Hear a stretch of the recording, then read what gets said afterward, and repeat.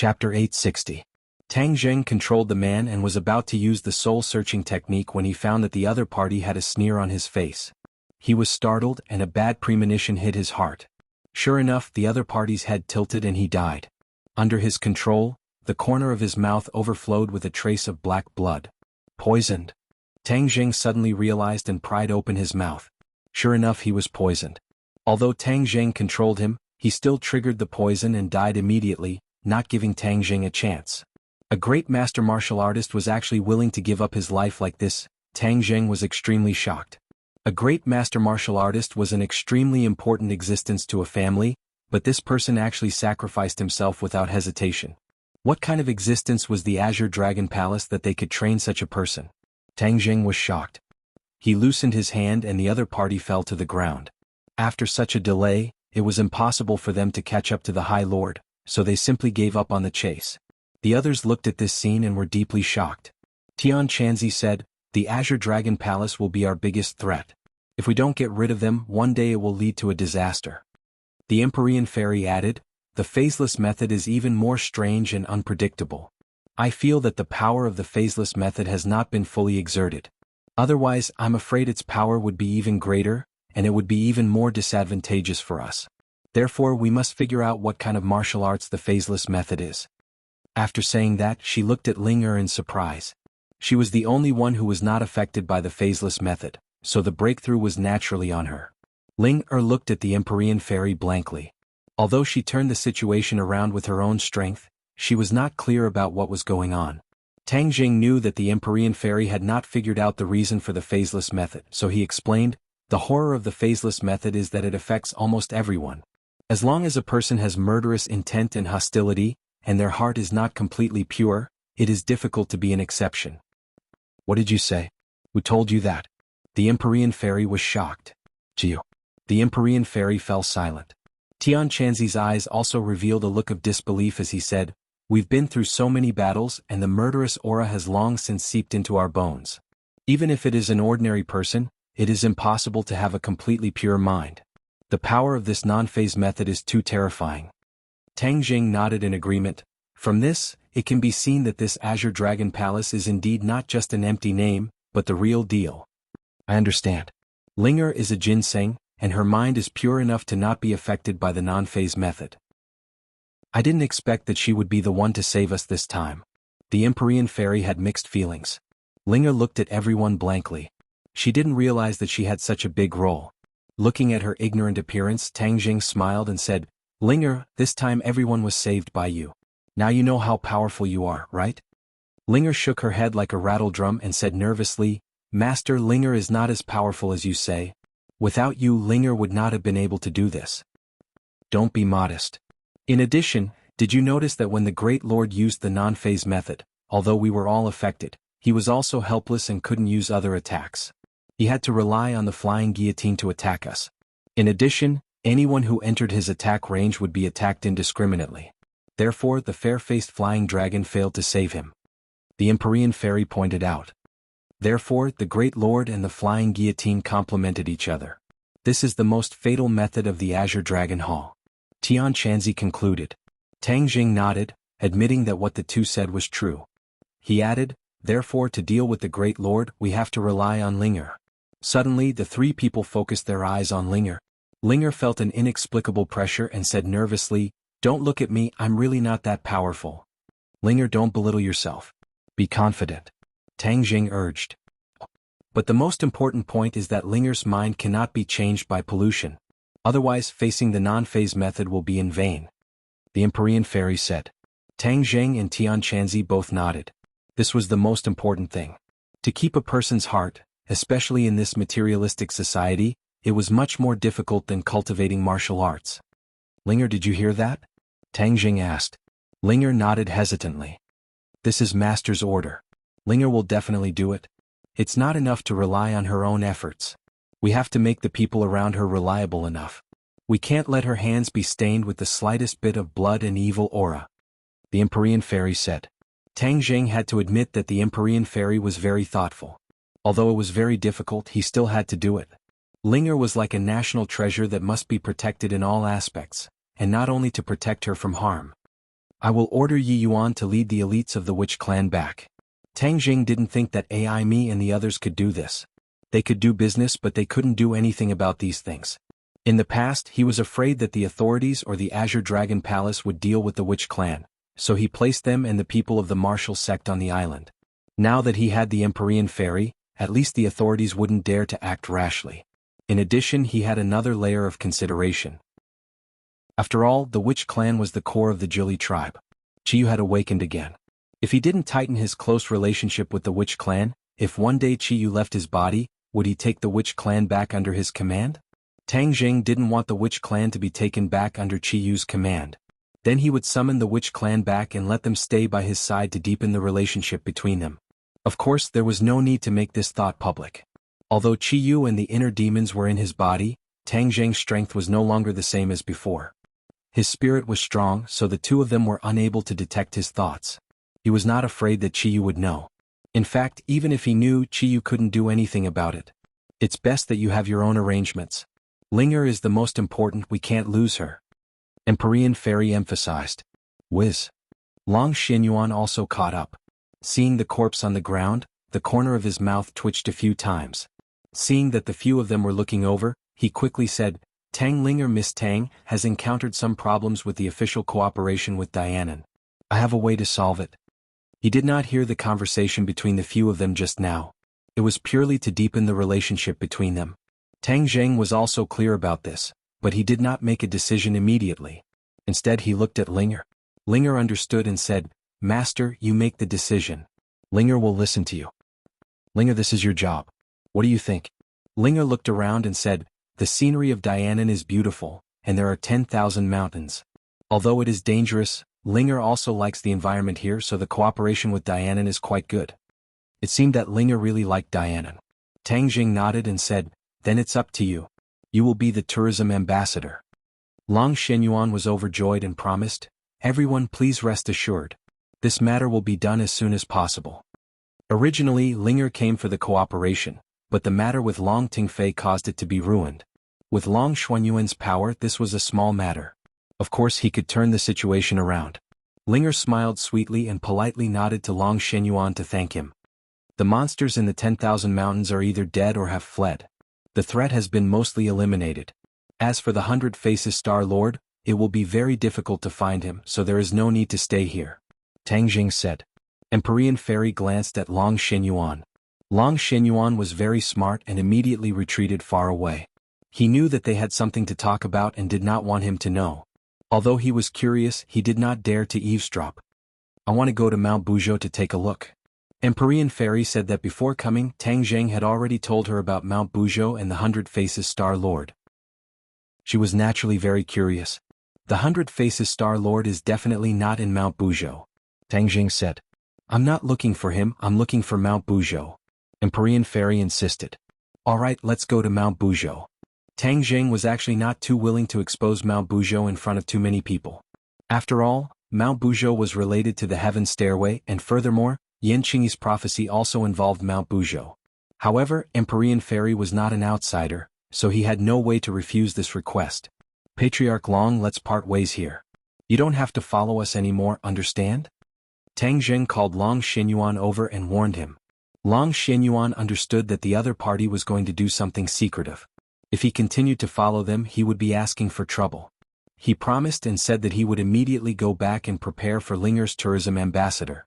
After bidding farewell to each other, Tang Zheng and the rest rushed towards Mount Buzhou and entered the prehistoric heavenly tomb once again. Occasionally there would be monsters appearing, but they were extremely weak. When they saw these people, they would run in all directions. The demonic beasts were not idiots. Even their master, the 100 Faces Star Lord, had failed, so how could they dare to compete with Tang Zheng and the rest? Tian Chanzi looked at the messy prehistoric heavenly tomb, especially the tombstones that had fallen to the ground. Tian Chanzi sighed with emotion. I'm afraid that even in their dreams, these experts would never have thought that they would suffer such a great crime after death. This 100 Faces Star Lord is truly too despicable. I'm guessing that the 100 Faces Star Lord will probably leave the 10,000 huge mountains. There's nothing left for him here. In the future he could be anyone, and the threat to us would be even greater. Tang Jing sighed faintly. How could everyone not know this? But there was nothing they could do. Gradually, Mount Buzhou appeared in their line of sight. It was covered in white snow and the mountainside was shrouded in clouds, making it impossible to see through. Empyrean Fairy stared blankly at Mount Buzhou and said, "When I was young I heard my father mention Mount Buzhou, but at that time Mount Buzhou was already broken and no one knew where Mount Buzhou was. I never thought that it would actually be hidden here. Mount Buzhou is connected to the sky beyond heaven. If we rebuild the heaven stairway we can go to the sky beyond heaven and bring the others back." Tian Chanzi had always been thinking about this matter. Chapter 861. Tian Chanzi had never forgotten about the stairway to heaven. He looked at Tang Zheng and said, "You've been looking for dark stones of heaven and earth. How many have you collected so far?" "More than 60 pieces. Tang Zheng did not want to lie to Tian Chanzi, so he told the truth. Tian Chanzi looked excited and said, "Where did you collect so many dark stones of heaven and earth?"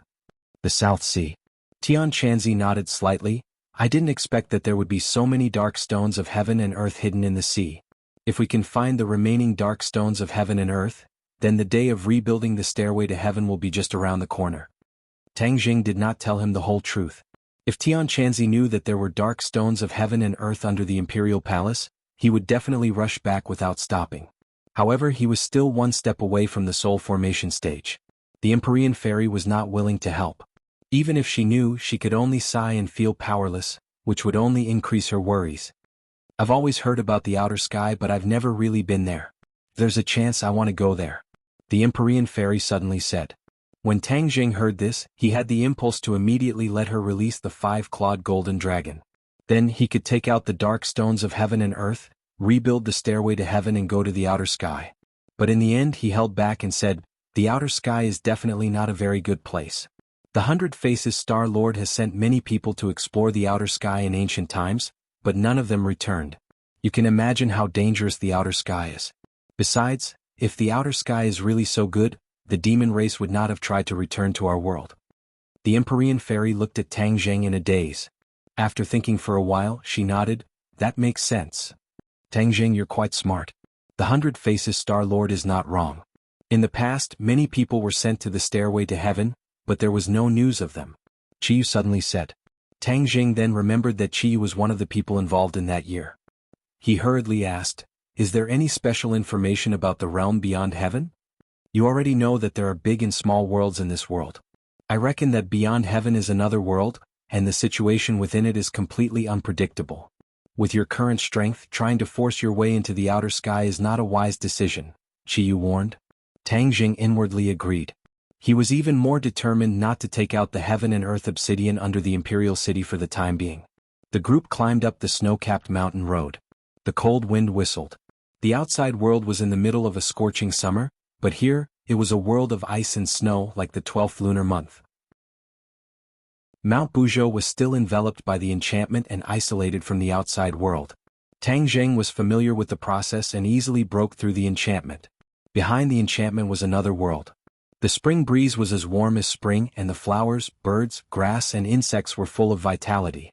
Back then, the 100 Transformation Star Sovereign lived in this barrier, but this barrier could not stop him. He could come and go as he pleased. The Empyrean Fairy looked at this world and clicked her tongue in admiration. "Mount Buzhou is really magical. There are so many sights. Master, doesn't this look like the paradise described in the books? The scenery is so beautiful," Ling said with her eyes wide open. Tang Jing laughed involuntarily. "This is not a paradise. 100 Transformation Star Sovereign used to live here. It was very dangerous." Ling pursed her lips and said, "It's such a pity that such a bad person lived here. But he definitely doesn't live here now." Tang Jing said that 100 Transformation Star Sovereign was imprisoned here for tens of thousands of years. Once he escaped, he would definitely not be willing to step foot here again. "In the future we will live in the 100,000 mountains. We can also come here occasionally to play." Ling looked forward to it. After a while, they arrived at the small wooden house where 100 Transformation Star Sovereign used to live. However, it had become a pile of ruins and was no longer peaceful. Back then, the furthest Tang Zheng's group had come was here. Later on, they were chased by 100 Transformation Star Sovereign and had no time to explore the other places of Mount Buzhou. Tang Jing gave a simple introduction.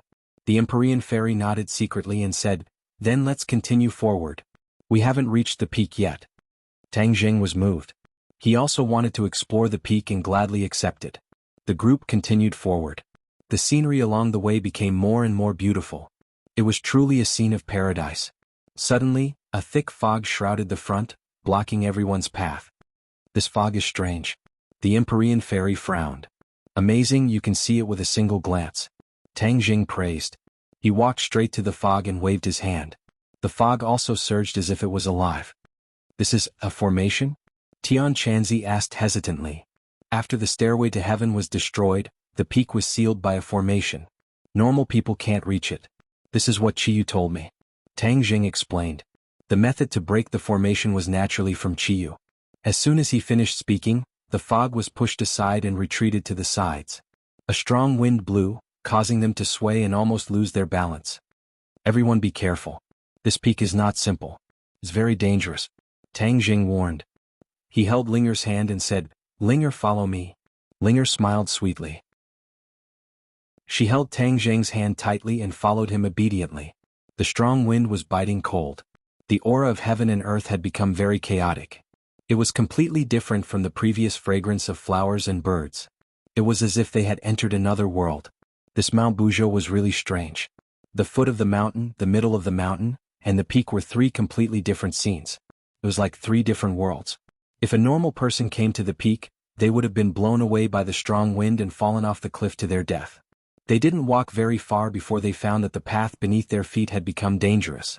There were cliffs on both sides. There was only a straight path in the middle. The path went straight up and stopped abruptly after a few dozen meters. We've reached the peak, Tang Jing said. Although Qiyu had described this scene to him before, he was still shocked when he saw it with his own eyes. Tang Jing had been to Sky Mountain before, but Mount Buzhou seemed to be closer to the sky. They were only one step away from reaching the sky. It was really within reach. The few of them stared at the end of the path. The Empyrean fairy said, Is that where the stairway to heaven broke? Yes. If we follow that path to rebuild the stairway to heaven, we can reach the sky beyond heaven. Tang Jing pointed to the end of the path and said. Linger looked at the sky blankly and asked, Linger has also been on a plane. It's higher than here. Why didn't I see the sky beyond heaven? The Empyrean fairy looked deeply at her and said, The sky beyond heaven isn't really in the sky. It's another world. The stairway to heaven is the key to opening that other world. I'm guessing that there's a formation in the stairway to heaven or something like that that can trigger the passage to the sky beyond heaven. It doesn't mean that one can only go to the sky beyond heaven by ascending to the sky beyond heaven. Linger didn't fully understand and looked blankly at Tang Jing. Tang Jing, on the other hand, understood. He was deeply impressed and said, You are right. The heaven stairway is the key and door to the sky beyond heaven. As for why it has such an effect, even Qiyu is not clear about it. How did the stairway to heaven come about? Tang Jing had already asked Qiyu this question and answered, The stairway to heaven was accidentally discovered by someone. As for its origin, no one knows. Well, it seemed that the stairway to heaven was as mysterious as the sky beyond heaven. If they wanted to solve all of this, they would have to rebuild the stairway to heaven. The Empyrean fairy and Tian Chanzi looked at the mountain peak in front of them with burning eyes. It was as if they were imagining the scene after the stairway to heaven was rebuilt. Tian Chanzi waved his fist and said, No matter how dangerous the sky beyond heaven is, as long as I'm alive, I will definitely explore it. Tang Jing looked deeply at him. Tang Jing was also curious about the sky beyond heaven, but he wasn't that interested at the moment. The Empyrean fairy seemed to be a little unwilling and leaped into the air. Like a dancing butterfly, she flew straight up into the sky. The astral wind in front of her became more and more biting cold. It blew her hair up and her body swayed along with it.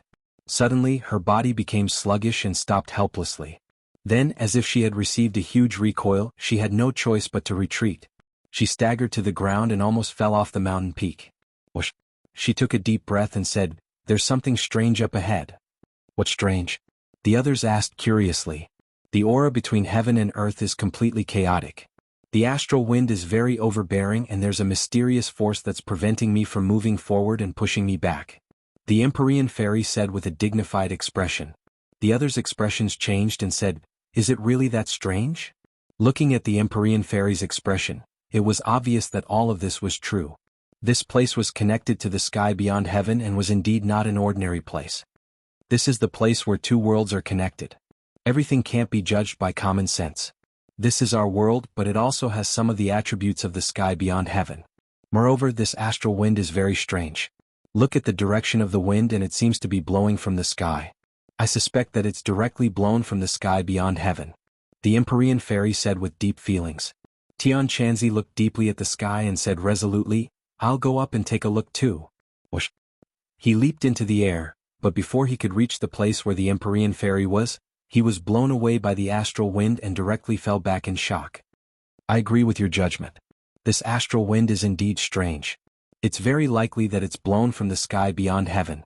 Tian Chanzi agreed. Tang Jing frowned and pondered. Suddenly he had an idea and said, since this is the place where two worlds are connected, if there's no stairway to heaven, can we rush through here and reach the sky beyond heaven?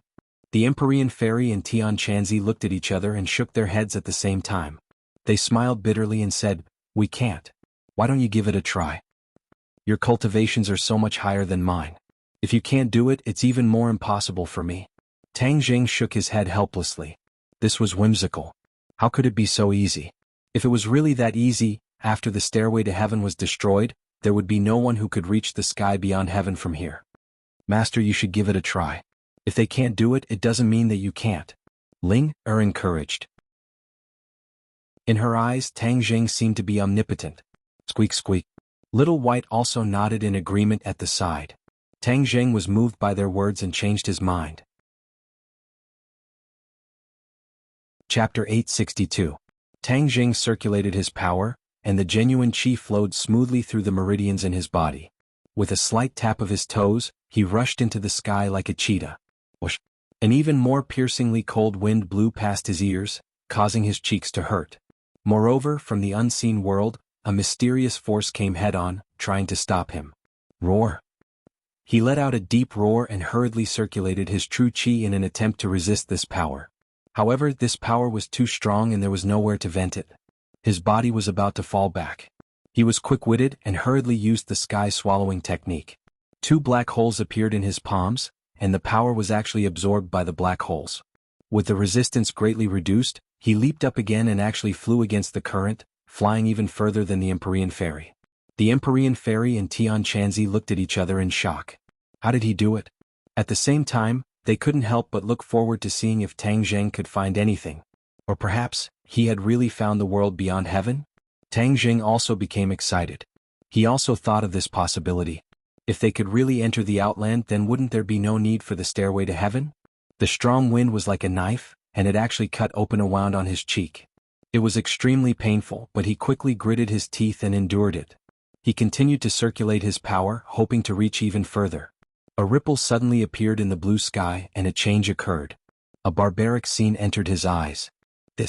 Before he had time to think, a loud roar pierced through his eardrums. He saw an incomparably large bird flying over from the horizon. Rumble. Unknown ferocious beasts were running on the ground. The towering trees were broken by the ferocious beasts. In the huge forest, the ferocious beasts drew a long black line. There were actually over 100 of them. These ferocious beasts were larger than most of the beasts that Tang Jing had seen before. Furthermore, they were ferocious and terrifying. However, they seemed to be very afraid and were running away from something. That big bird. Tang Jing's eyes flashed as he looked at the massive bird in the sky. It was even bigger than any plane in the world, and when it spread its wings, it was at least 1,000 meters long. Whoosh! The big bird flapped its wings, and a tornado appeared between heaven and earth. The big bird swooped down like a fighter jet, and the sound of breaking through the air was like thunder. In the blink of an eye, over 100 ferocious beasts on the ground were defeated by him in a single move. Countless were killed or injured, and then they were swallowed into his big mouth and disappeared. A 7-colored light flashed on the bird's body. When the light dispersed, the bird disappeared without a trace. Tang Jing was dumbfounded. His mouth was about to be stuffed with a duck egg. The shock that this scene gave him was unimaginable. It was more shocking than any battle he had ever encountered. Perhaps only the battle of Zhuolu that he had seen in Qiyu's illusion could be compared to this. His vision gradually expanded. In the distance he saw a majestic city. This city was so huge that he couldn't see the end of it with a single glance. There was a terrifying might within the city. Moreover, at the center of the city, a pillar of light rushed into the horizon, connecting heaven and earth. This pillar of light seemed to contain an extremely mysterious power, which made people feel reverence. Tang Jing wanted to take a closer look. Suddenly the scene in front of him fluctuated and disappeared. It became a blue sky again. His figure paused and he was blown back by the strong wind. Tianquanzi hurriedly caught him and said with concern, "Be careful. What did you find? Why are you so distracted?" The Empyrean fairy also looked at him with burning eyes, waiting for his answer. Tang Jing muttered to himself for a while, digesting the shocking scene, and said, "I saw something." "What?" Previously, Tianquanzi and the Empyrean fairy didn't find anything. Hearing this, they were shocked, happy, and curious. Tang Jing described what he saw in detail. Suddenly he asked, "Did you hear those sounds just now?" The two shook their heads at the same time. "No, we only heard the sound of the wind. Since you're the only one who saw those images, it seems that only you can hear those sounds. Do you think those images are from the sky beyond heaven?" Tang Jing asked curiously. This was the thought that came to him when he saw the scene just now. "It should be." The two said in unison, "Since this is the passage to the sky beyond heaven, it's not impossible to occasionally see images from there. It's just that we can only do this by breaking through the obstruction of that mysterious power." "You actually have a way to deal with that mysterious resistance?" The Empyrean fairy looked at him in amazement. Tang Jing chuckled. Fortunately, it was the sky-swallowing technique that worked. The Empyrean fairy and Tianquanzi both knew about the sky-swallowing technique. Tianquanzi asked suspiciously, "As far as I know, the sky-swallowing technique is of little value to the demon race. I feel that your sky-swallowing technique is much more powerful and different from the demon races." Tang Jing couldn't help but sigh at Tianquanzi's shrewdness. He admitted, "There is a little difference." This was because after he obtained the second half of the sky-swallowing technique from the Langya Pavilion, the sky-swallowing technique had unknowingly changed. Of course, its power was much more powerful than the demon race's sky-swallowing technique. Tianquanzi didn't care much about the demon race's techniques. He didn't continue to ask about the sky-swallowing technique and changed the topic. "You're the only one among us who can get close. Can we try again and see if we can see more images?" The Empyrean fairy also nodded in agreement. Tang Jing was also quite tempted. He rested for a moment, accumulated his vital energy, and flew up again. This time he directly used the sky-swallowing technique. Sure enough, the mysterious force appeared again, but it was immediately absorbed by the sky-swallowing technique. Tang Jing once again arrived at the previous place. He opened his eyes wide, not letting go of any details, hoping to see more images. However, things didn't go as he wished. The wound on his face burst open again, and the clothes on his body were torn apart, revealing his strong physique. "Things didn't go as I wished. I can't see anything." Tang Jing looked around and couldn't help but feel disappointed when he saw nothing. The strong wind blew and he couldn't continue to persevere. He flew back with a depressed face and shook his head at their eager eyes. "No, I can't see anything." The two couldn't help but feel disappointed. Tianquanzi patted Tang Jing's shoulder and comforted him. "This is something that can only be encountered by chance. Since you've seen a little, it's enough for us to understand more about the sky beyond heaven. In fact, the images you've seen have already conveyed a lot of information." Tang Jing's spirit was shaken and he nodded. "That's reasonable. At least we know that the sky beyond heaven is indeed a dangerous place as we previously speculated. It's not a good place. Those ferocious beasts and that giant bird are no pushovers. On top of that, that city is so vast that it's obvious that the outer sky is a much more powerful world. The natives of that world are far more powerful than us. The few of them didn't look too good. There were so many small and big worlds, and now that they found out that the strength of this world was so terrifying, of course they couldn't be happy. They also finally understood why the demon race tried so hard to return. In that world, the demon race's life was probably not easy. Chiyu also knew about the sky beyond heaven for the first time. He sighed. No wonder so many people never returned. They were probably killed by the natives of the sky beyond heaven. Tang Jing felt regretful and said seriously, "Since the sky beyond heaven is so dangerous, and there are even stronger existences, the stairway to heaven can't be easily rebuilt. Otherwise, we won't only be facing the cultivators of our world, but also the natives of the sky beyond heaven. At that time, we'll be in trouble and we might even cause a disaster to this world." Although Tianquanzi was unwilling, he had to admit that Tang Jing's words were reasonable. He didn't say a word and tacitly agreed with Tang Jing's decision. The Empyrean fairy looked at the sky deeply and said regretfully, "I originally wanted to go to the sky beyond heaven to investigate, but now it seems that this plan is going to be ruined." Tang Jing didn't think so, because he suddenly remembered Yan Qingyi's prophecy. In the prophecy, the stairway to heaven had been rebuilt. However, he also remembered Qiyu's words. The stairway to heaven existed a long time ago. At that time, only the people of this world entered the sky beyond heaven through the stairway to heaven. Why didn't the people of the sky beyond heaven come through the stairway to heaven? After listening to Tang Zheng's question, Qiyu was speechless for a moment. He couldn't find a conclusive answer and could only say, maybe there are some reasons that we don't know.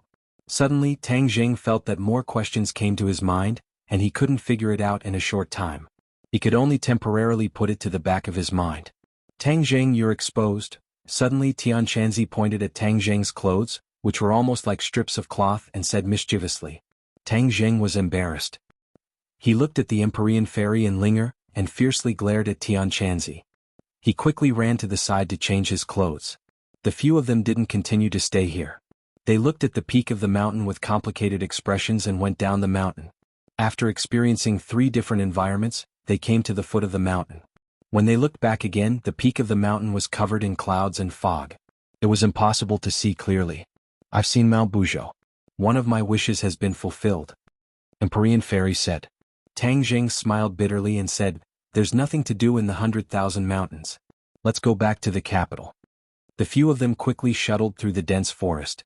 Tang Zheng's mind couldn't help but have images of the sky beyond heaven. His heart was unsettled. If the stairway to heaven is really reforged, then we must do our best to prevent the natives of the sky beyond heaven from coming to this world. Otherwise, this world will really suffer a disaster. Tang Zheng thought silently. Although he never wanted to be a savior, when he saw that this world was in danger, he almost subconsciously wanted to avoid that kind of situation. Perhaps this was inseparable from the education he received from his grandfather since he was young. His grandfather had always taught him to be a good person. He still maintained pure kindness in his bones. The few of them walked out of the 100,000 mountains, and the 100,000 mountains returned to silence. However, they didn't walk too far before they saw a few luxury cars parked by the side of the road. Long Shenyuan was actually sitting in the car. When he saw the few of them, he quickly got off the car and walked over to greet them. Everyone, you're finally out. Quick, get in the car. Don't be in a hurry to leave. You must let me do my part as a host.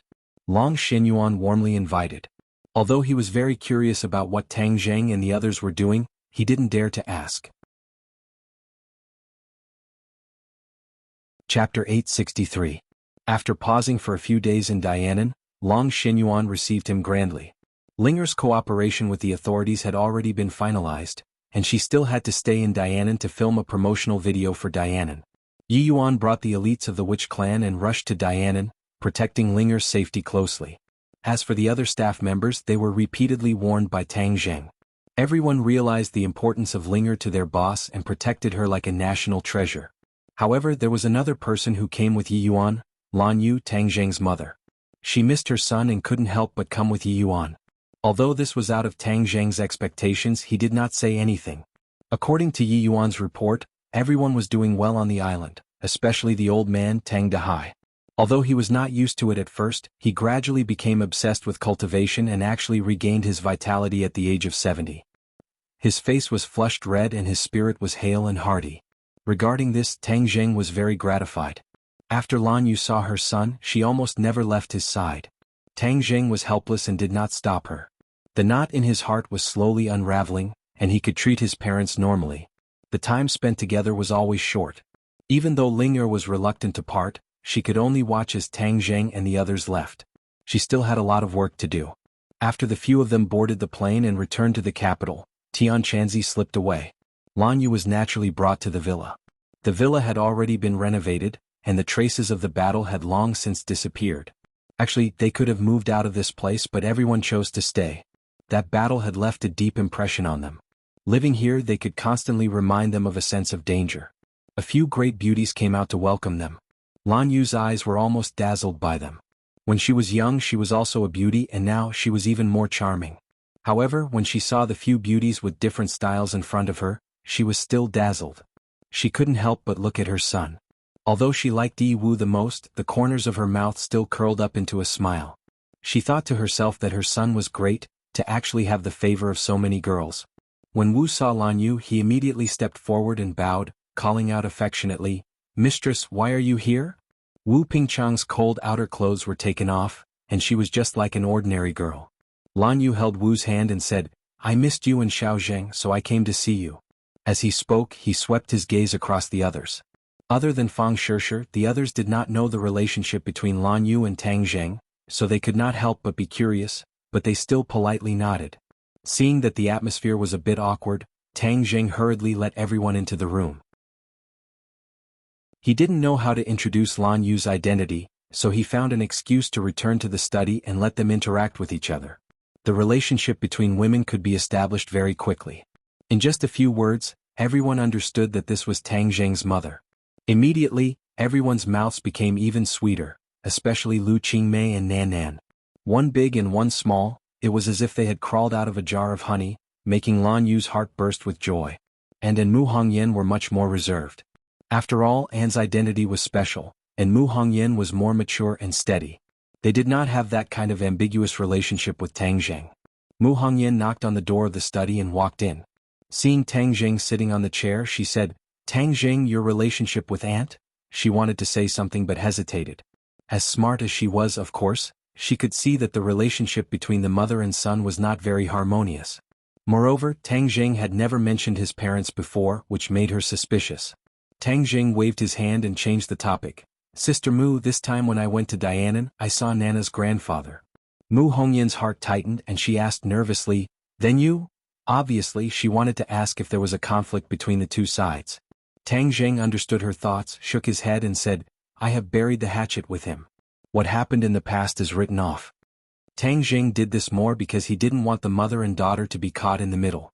Mu Hongyan and Nana's importance to him was self-evident. They were not relatives, but they were more than relatives. Mu Hongyan heaved a huge sigh of relief, her tense body also relaxed as if relieved of a heavy burden. "That's good. Actually, Eunuch is not an unreasonable person. The reason why I left the Long family was more because of other people and not Eunuch. He has always taken care of me and loved Nana very much." Tang Zheng nodded. "It is because I know this that I chose to reconcile." Mu Hongyan reluctantly smiled. If other people heard this, they would think that he was bragging, but Mu Hongyan took care of Tang Zheng's business for him. She knew the power he had now. This was only the power in the business world. If it was in terms of force and invisible influence, it was the most terrifying. "Tang Zheng, during the time you were gone, the Yan family and I have figured out the businesses we took over from the Song family and the Chu family, and have generally integrated them. Your judgment was right. The officials will not turn a blind eye. They did not leave us much time. Fortunately, we made the first move and gained enough benefits. Otherwise, we would not have such a big harvest." Mu Hongyan reported. Tang Zheng smiled faintly. Business was not his strong point and he would not interfere. He gave full authority to Mu Hongyan to manage. "Sister Mu, you can deal with these things carefully. You don't have to tell me everything in detail." Mu Hongyan laughed involuntarily. "Only you will be so open-minded. You have handed over such a big business to me, and you are not afraid that I will replace you." Tang Zheng laughed. "If Sister Mu likes it, you can take it away. These are all your credit. If there was no you, there would not be all of this." Mu Hongyan smiled sweetly. Of course she would not really do this.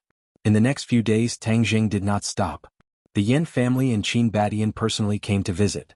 Tang Zheng knew that the Ye family had completely given up and did not go against them with great fanfare. Yi Xuanji had been in seclusion and did not come out. All the family matters were handed over to Yi Ku to take care of. It was very stable and there were no mistakes. Song Yu seemed to have evaporated from the world and never appeared again. Tang Zheng did not put Song Yu in his eyes, but his heart moved. He remembered Ji Wuxiang and asked, "What has Ji Wuxiang done recently?" Yen Luyun knew Tang Zheng's impression of Ji Wuxiang and hurriedly said, "His whereabouts have always been mysterious. We have tried to track him before but we found nothing. This time is the same. I am afraid that he is the most erratic person in the capital." Tang Zheng was silent. Yen Luyun suspiciously asked, "Are you looking for him?" Tang Zheng shook his head and said, "No, I am just curious." Ever since they met at the chess club, he always felt that Ji Wuxiang was hiding very deeply, far more unfathomable than what was on the surface. Therefore, it was only natural that he would pay attention to him. Now the situation in the capital has undergone earth-shaking changes. Tang Zheng's power is almost equal to the Yen family, and Qin Badian has caught up. He can even faintly compete with the Ye family. But these three forces are twisted into a rope and listen to Tang Zheng's orders. Therefore, the Ye family is trying to survive in the cracks. What is the official reaction? Tang Jing asked again. The National Security Bureau and the Dragon Group have been abolished. I have not heard of any new similar organizations being established. On the surface it is calm. Tang Jing secretly nodded and asked, what about the things they left behind? That is not clear. I guess the military will take over. After all, these years the National Security Bureau and the Dragon Group have been shining brightly, and the military is much weaker. They have long been dissatisfied with the big shots in the military. They will definitely take this opportunity to rise up. Tang Jing pondered. If the military took over, then the military strength will definitely increase greatly. After all, the National Security Bureau and the Dragon Group left behind many things, especially the research of the Dragon Group. Whether it is super soldiers or mechas, they are all treasures. Tang Jing has always had a good impression of the military. Since they took over, then there is no need to pay attention to them for the time being. Without the interference of the Dragon Group, his relationship with the government will be greatly improved. At the same time, on top of a towering mountain, Song Yu and Qi Sha were accompanied by another person. Song Yu brought the token and sword manual of the Sword God back to the Sword Pavilion. He passed on the Sword God's will, saying that the Sword God had passed on the position of the Sword Pavilion Master to him and that everyone in the Sword Pavilion must listen to his orders.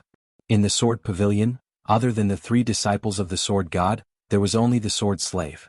The Sword Slave did not have the right to speak, and the other disciple of the Sword God, Qi Sha, had limited intelligence. How could he be compared with the cunning Song Yu?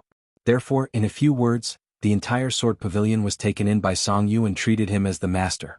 Song Yu immediately began to practice the 9th Heaven Galaxy Fall Sword technique in the sword manual. In addition, he was also qualified to comprehend the other sword techniques of the Sword Pavilion. The Sword Pavilion collected many sword techniques from famous sections.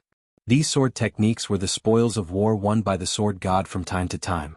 In the beginning, every time the Sword God challenged someone, he would take the opponent's most powerful sword technique after winning. Over time, the Sword Pavilion collected many powerful sword techniques in the world. The Sword God then used these sword techniques to get rid of the dross and extract the essence. In the end, he comprehended his own set of unique sword techniques. Among them, Qi Sha's Rising Sun sword technique, Jian Shisan's 13 swords, and the 9th Heaven Galaxy Fall sword technique were the most powerful sword techniques that the Sword God had comprehended. Song Yu was indeed innately intelligent and extremely talented. After comprehending these powerful sword techniques, he had mastered them through a comprehensive study. His power had increased greatly, and his attainments in sword techniques had increased day by day, soaring to the heavens. Although he still did not have the confidence to fight against Tang Jing, he was confident that one day he would be able to fight against Tang Jing and kill him to avenge himself and the Song family. But a sudden guest broke the peace of the Sword Pavilion. Song Yu actually recognized this person and had even interacted with her several times. This person was the Holy Maiden of the Li Palace, Li Xiaotian, who had always been at Tang Jing's side. Li Xiaotian had already disappeared from the crowd for too many days, but Song Yu would never forget her. Back then, the Song family had always wanted to establish a relationship with the Li Palace. Song Yu was very surprised by Li Xiaotian's visit, but the other news that she brought shocked him even more. This news only had 4 words: "The Venerable Lord summons you." Song Yu and Qi Sha did not know that the Azure Dragon Hall was behind the Sword Pavilion, but they had occasionally heard the 2 words, "Venerable Lord," and knew what the Venerable Lord meant to the Sword Pavilion. Moreover, before the Sword God died, he had repeatedly warned Song Yu about the Venerable Lord's power and told him to be respectful to the Venerable Lord. Chapter 864. They looked up to the tall mountain. Song Yu and 7 Kills could not help but have a myriad of thoughts.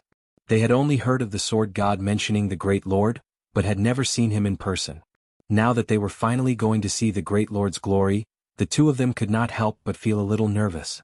What kind of person was able to make the Sword God so respectful? It was hard for them to imagine. The sound of splashing water came from the front. In the stream, clear spring water flowed down from the top of the mountain, converging into a small pool. An old man wearing a bamboo hat and a straw raincoat was fishing by the pool. In the clear spring water, they could clearly see that the fishing hook of the old man was straight. However, the fish circled around the hook as if it wanted to swallow the straight iron hook that had no bait at all. Song Yu and 7 Kills saw the scene in the pool and could not help but be shocked. How could a straight hook without bait catch fish? Just as they had this thought, they saw a fish bite the straight hook and fiercely pull the buoy down. The old man revealed a satisfied smile. With a flick of his wrist, the fish drew a beautiful arc in the air and fell into a fish basket. The fish was biting the hook the whole time. As long as it let go, it would immediately fall into the water and regain its freedom in the pool. However, the fish did not let go no matter what, as if the hook was more important than its life. Song Yu and 7 Kills saw this strange scene and were shocked speechless. There was actually such a method of fishing in the world. Li Xiaotian was not surprised. He bowed to the old man and said, "Senior." The old man glanced at the three of them from the corner of his eye and then stared at the pool. With a flick of his wrist, the hook fell into the water. Although the old man did not have much of a reaction, Song Yu and 7 Kills did not dare to be arrogant. They quickly bowed and called him senior. "Let's go."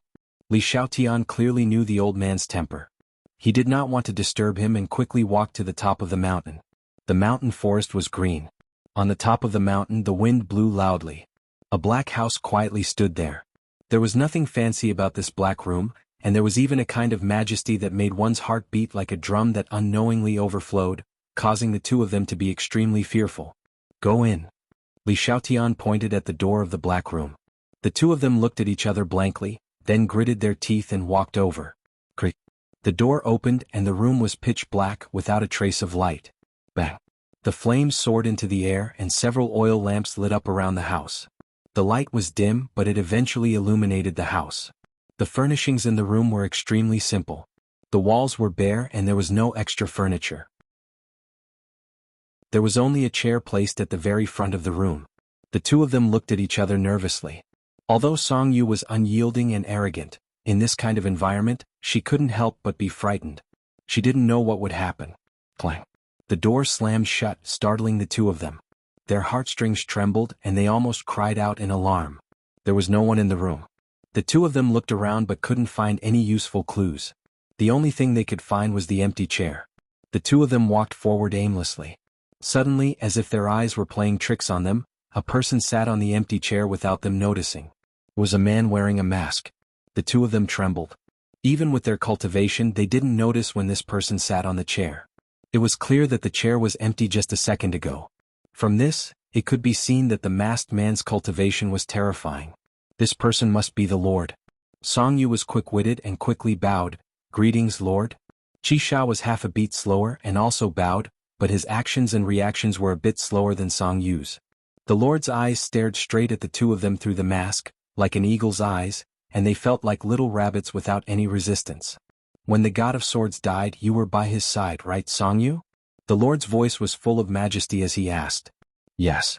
Song Yu didn't dare to look at the Lord. She lowered her head, afraid that her thoughts would be seen through.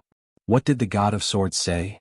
"Master asked me to tell the Lord that the woman in white he was fighting was very powerful, and that the Lord must pay attention to her. In addition, Master also taught me the Sword Pavilion and the Ninth Heaven Milky Way Fall Swordsmanship, and asked me to lead the Sword Pavilion to become stronger." Song Yu exaggerated and said with great emotion. As soon as he finished speaking, he knelt on the floor with a thud and prostrated himself on the ground.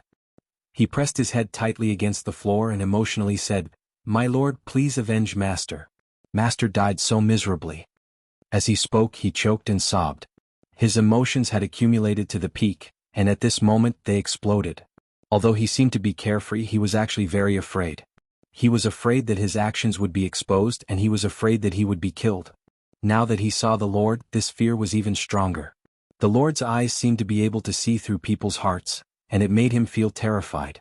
Therefore he choked and sobbed not because of the God of Swords but because of fear. Only his voice could be heard in the room.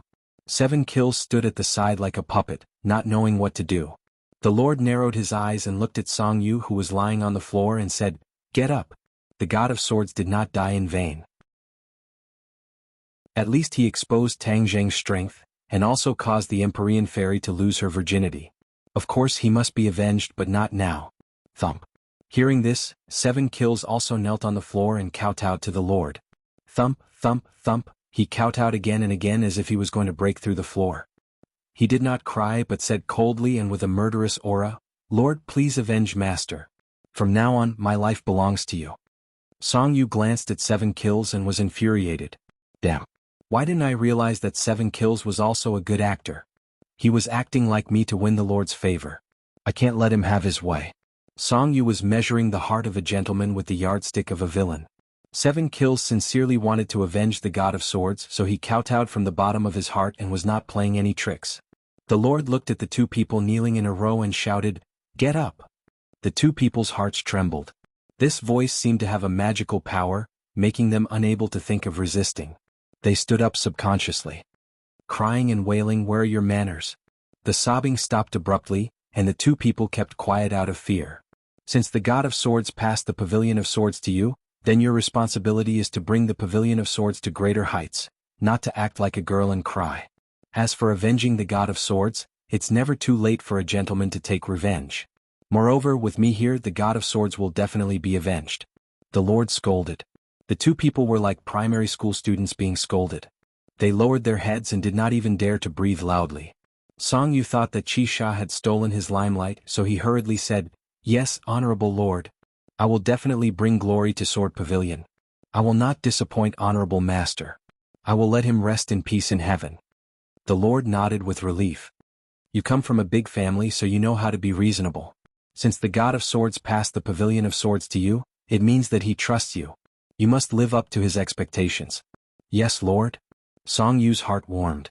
This was equivalent to the Lord acknowledging his position. However, the Lord's next sentence made him feel cold. 7 Kills, you have to assist Song Yu in managing the Pavilion of Swords. Do you understand? "As you command, High Lord," 7 Kills answered firmly. Song Yu's eyelids twitched and he was furious. Wasn't this letting 7 Kills keep him in check? It turned out that the Lord did not completely trust him. However, he could only curse in his heart. He did not dare to show the slightest change in his expression. "Also, you have just taken charge of the Pavilion of Swords, and there are many things that you have to deal with. I am afraid that you are not familiar with them and will encounter trouble, so I sent someone to help you. The three of you will work together to strengthen the Pavilion of Swords. Do you understand?" The martial arts sect had fallen apart and no longer existed. Therefore, the Lord gradually placed high hopes on the Pavilion of Swords. He hoped that the Pavilion of Swords could inherit the martial arts sect's position and function. This was his plan. He did not tell the two of them yet. However, when Song Yu heard this, his heart sank. The Lord had not only sent 7 Kills to keep him in check, but also sent another person. It would not be so easy for him to completely control the Pavilion of Swords. He gritted his teeth in hatred, but he did not dare to say anything. "Come in," the Lord shouted outside. Although the door was tightly shut, the voice could be heard clearly. The door opened again and a person strode in. Song Yu and Qi Sha glanced back from the corner of their eyes and found that it was Li Xiaotian who came in. What? Did he send her to the Pavilion of Swords? Song Yu was shocked. He had heard of Li Xiaotian's name many times. This person was both intelligent and brave. Moreover, he was sinister and cunning. With such a person in the Pavilion of Swords, his days would be even more uncomfortable. However, he still did not dare to show his dissatisfaction. He pretended to be calm and composed as if it had nothing to do with him. "You know her. She will return to the Pavilion of Swords with you in a while and help you manage the Pavilion of Swords. Do you understand?" the Lord said. Song Yu hurriedly said, "With the saints' help, the Pavilion of Swords will definitely prosper." 7 Kills did not care and did not say a word. Li Xiaotian looked at Song Yu with a smile and said, "Please take care of us in the future." Song Yu said with a fake smile, "Don't mention it. Please take care of us, Saint. This way we can all better serve the Lord." Li Xiaotian nodded her head, her smile becoming more and more profound, which made Song Yu's scalp go numb. He always felt that Li Xiaotian's smile had too many things to think about. "You must remember that I have high hopes for you. I hope that you will live up to my good intentions," the Lord warned. "Yes," the three said in unison. In addition, the Lord changed the topic. "I have something for you to do." Song Yu hurriedly said, "Please tell us, Lord. We will not hesitate to go through water and tread on fire." The Lord nodded and said, "Actually, it is very suitable for you to do this." Song Yu's heart trembled and he began to hesitate. What was the most suitable thing for him to do? Could it be something dangerous? If that was the case, he would be pushing himself into a fire pit. Chapter 865. The High Lord looked at Song Yu, who was pretending to be calm, and said, "You have connections with the Rockefeller family, right?" "What does that mean?" Song Yu was at a loss but still nodded without hesitation, "Yes. This kind of thing definitely couldn't fool the High Lord. Lying would only make him lose his trust. Tang Jing caused havoc with the Rockefeller family in the Atlantic Empire, and even killed their young Lord Louis. He has a blood feud with this family, and they have always been looking for an opportunity to take revenge. Song Yu nodded. He had heard about this matter and was also very shocked at the time. In fact, Song Yu also contributed a lot to Louis being able to kidnap so many people to Sky Mountain. It was just that he didn't know Louis's true goal. Later, Louis died and he didn't dare to connect this matter to himself, afraid that Tang Jing would pursue this matter and deal with him. Recently, a business delegation from the Atlantic Empire has entered the capital. The Rockefeller family's people are definitely hiding among them. They will definitely target Tang Jing for revenge. Go and contact the Rockefeller family's people and help them. The High Lord ordered. Song Yu's eyes lit up. He thought to himself, Tang Jing, you've made enemies everywhere. Now it's time for you to be unlucky. The Rockefeller family was a world-class behemoth, even more powerful than the other families. The other families only had influence in Wuxia, but the Rockefeller family had influence in several countries. They were on completely different levels. If the Rockefeller family didn't have such a great influence, Song Yu wouldn't have pretended to be polite to Louis and helped him. However, he was still a little worried. If he returned to the capital and was discovered by Tang Jing, he would definitely be killed. What are you worried about? Seeing him hesitate, the High Lord asked in a deep voice. Song Yu's heart thumped. He knew that his hesitation made the High Lord unhappy. He hurriedly said, High Lord, the capital is Tang Jing's sphere of influence. If I go, I'm afraid I'll be discovered before I even see the Rockefeller family. Didn't you grow up in the capital? Don't tell me you don't even have this little bit of ability? The High Lord reprimanded in displeasure. Song Yu braced himself to face the Great Lord's wrath. However, for the sake of his own life, even if he was going against the Great Lord, he still wanted to say a few more words. My lord, what I'm saying is, can we secretly add fuel to the fire and blow things up? Even if Tang Jing escapes, we can make it so that he can't clean up the mess. That way we'll be able to take advantage of the situation. Song Yu suddenly had an idea and said, Oh, do you have an idea? Honorable Lord, when Tang Jing wreaked havoc on the island nation, although ordinary people didn't know that he was the one who did it, we knew very well that the royal family of the island nation hated him to the core. Moreover, the current emperor of the island nation is Hirohito, who was captured by him. His hatred for Tang Jing is endless. As long as we leak a bit of information, the island nation will definitely take action. When the time comes, the island nation and Rockefeller will both attack. Tang Jing won't be able to do anything by himself. It's not impossible for him to die just like that. Song Yu's lips curled into a sinister smile as he proudly offered a plan. The Great Lord pondered. He knew more than Song Yu. The island nation's situation wasn't simple. When Hundred Faces Star-Lord activated the Mountain River Blood Sacrifice Array in the island nation, it was almost impossible without the support of the royal family of the island nation. Therefore, Hundred Faces Star-Lord had already colluded with the royal family of the island nation. If the royal family of the island nation took action, they might be able to lure Hundred Faces Star-Lord out. Because of the existence of Ling Er, the Great Lord temporarily gave up the idea of dealing with Tang Jing personally, but this didn't prevent him from dealing with Hundred Faces Star-Lord. Hundred Faces Star-Lord had parted ways with Tang Jing and disappeared without a trace. Getting rid of Hundred Faces Star-Lord first was also something worth celebrating for the Great Lord. Of course, if Hundred Faces Star-Lord took advantage of this opportunity to kill Tang Jing and others with Rockefeller, it would be even more perfect. The Great Lord didn't have such a strong desire to kill Tang Jing before, but now he really wanted to kill him. If there was a chance, he naturally wouldn't let it go. As for the fact that Ling Er broke his non-phase method, he had been brooding about it. It finally made him understand that there was such a simple person in the world. However, he didn't immediately send someone to assassinate Ling Er. First, Tang Jing must have sent someone to protect her. Second, he believed that time could change everything. Even if Ling Er was now a piece of white paper, over time, this white paper would be painted with colorful colors. At that time, she would have no way to resist non-phase method, and Tang Jing would naturally have no support. It was the best policy to break by oneself. Your method is feasible. You just have to execute it. When the sandpiper and the clam fight, the fisherman benefits. The Great Lord agreed. Song Yu was overjoyed. Yes, Song Yu accepts the order. Since you are worried that you will be threatened when you return to the capital, I will let the Holy Maiden accompany you back to the capital. You will cooperate sincerely and do this matter well, understand? The Great Lord added. Song Yu's face stiffened, and her heart secretly said that it was not good. Li Xiaotian had been following her. He was afraid that he would reveal any clues and let her discover his secret. But the Great Lord had already made a decision, and he could not question or change it. He could only pretend to be happy and say a lot of flattery. You can withdraw. The Great Lord waved her hand and said. Several people respectfully withdrew from the dark room and the door closed. Fair-faced flying dragon came out of the darkness and stood beside the Great Lord. Looking at the closed door, he said, "Can they succeed?" "No." The Great Lord said without hesitation. "Then why did the Great Lord send them?" Fair-faced flying dragon asked curiously. "I will not give Tang Jing a chance to breathe. He is too unpredictable. I used to think that he was a controllable factor, but now it seems that I really underestimated him. He has created miracles again and again, turning the impossible into possible. If we can get rid of him as soon as possible, that would be the best." The Great Lord said coldly. Fair-faced flying dragon sighed and said, "If I had known earlier, I would have killed him in Emperor Qin's tomb. At that time we did not expect that he would rise so quickly, and even become the key to everything." The Great Lord said regretfully, "Although we suffered heavy losses in this trip to the 100,000 mountains, it was not completely without gain.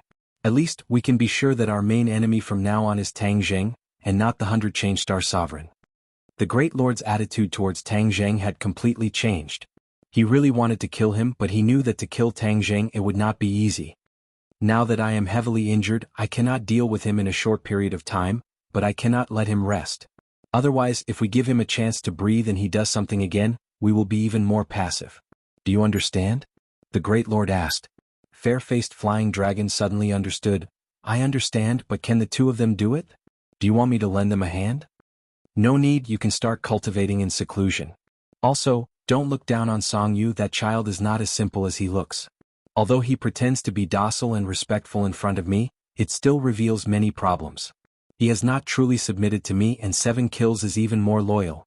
But it is clear that 7 kills is not a match for him, so I will let the Saintess participate and balance Song Yu." If Song Yu heard this, he would definitely be scared to the point of running away. He would not dare to stay in Sword Pavilion, nor would he dare to have the extravagant hope of turning Sword Pavilion into his own force. The Great Lord is wise. But it is a pity that we cannot completely eliminate Tang Jing. This time he injured the Great Lord and killed so many of our flying guillotines. He is truly hateful. Fair-faced flying dragon's eyes were filled with killing intent as he spoke hatefully.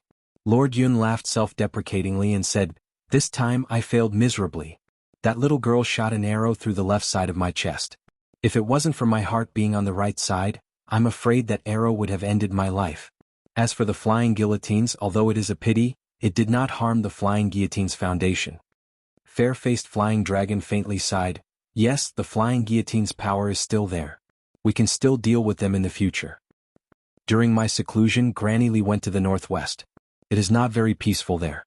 Elder Angler does not care about worldly affairs, so I will leave the matter of the Azure Dragon Hall to you," the Great Lord said. "Yes, Great Lord. During your seclusion, your non-phase method will definitely have a breakthrough and reach the Deshang realm," Fair-faced flying dragon said. "I hope so. I have already practiced the non-phase method to the 5th level, so I can say 5 words. When I practice to the 6th level and master it, I will be able to say 6 words at the same time. At that time, even if Ling Er is here, we may be able to restrain her," the Great Lord said with some expectation. "It will definitely be possible." Fair-faced flying dragon nodded. Song Yu and the others went down the mountain and met the elder angler. His basket was already full of fish, but he poured all of them into the pond and let them go. Song Yu was puzzled. She whispered to Li Xiaoan, "Saintess, who is this senior? This method of fishing is very novel. Moreover, he catches the fish and then lets them go. What is the point of fishing? It is really strange." Li Xiaotian deeply looked at the elder angler's back as he walked away and said, "He is called the elder angler. As for his method of fishing, I am not clear. In this world he is probably the only one who can do this. He comes here almost every day to fish, and when he is done he lets them go. This cycle repeats." Song Yu clicked her tongue in wonder. She said that this senior was really a strange person. She changed the topic and asked, "Just now, I didn't dare to ask Great Lord. Is this the Azure Dragon Hall?" He had heard of the Azure Dragon Hall before. When he was reading the sword manual in the Sword Pavilion, he had read a few words about it. Only then did he gradually understand that the Azure Dragon Hall, which had been unknown to outsiders, was actually the master behind the sword pavilion. Looking at Li Xiaoyan's reaction, it was likely that Li Palace was the same as Sword Pavilion, under the jurisdiction of the Azure Dragon Hall. As a result, Song Yu felt even more terrified of the Azure Dragon Hall. It must be known that the Song family was very afraid of Li Palace. They wagged their tails and begged for pity in order to establish a relationship with Li Palace. Now it seemed that Li Palace was just a puppet that floated on the surface. The Azure Dragon Hall was the most powerful. Chapter 866. In the capital, Song Yu and Li Xiaotian arrived together. Revisiting this place, Song Yu's emotions fluctuated as he sighed with emotion. He used to be an all-powerful figure here, but now he was a stray dog and had to sneak in. Li Xiaotian glanced at him from the corner of her eye and said, "Song Yu, I saw you practice in the sword pavilion and your swordsmanship has improved greatly. Congratulations." Song Yu smiled bitterly and said, "Saintess, you flatter me. How can my mediocre skills be compared to yours?" Li Xiaotian smiled charmingly and said, "This time, you will be in charge of the matters in the capital. I will only assist you. So if there is any danger, you must protect me. I have admired the successor of the sword pavilion for a long time."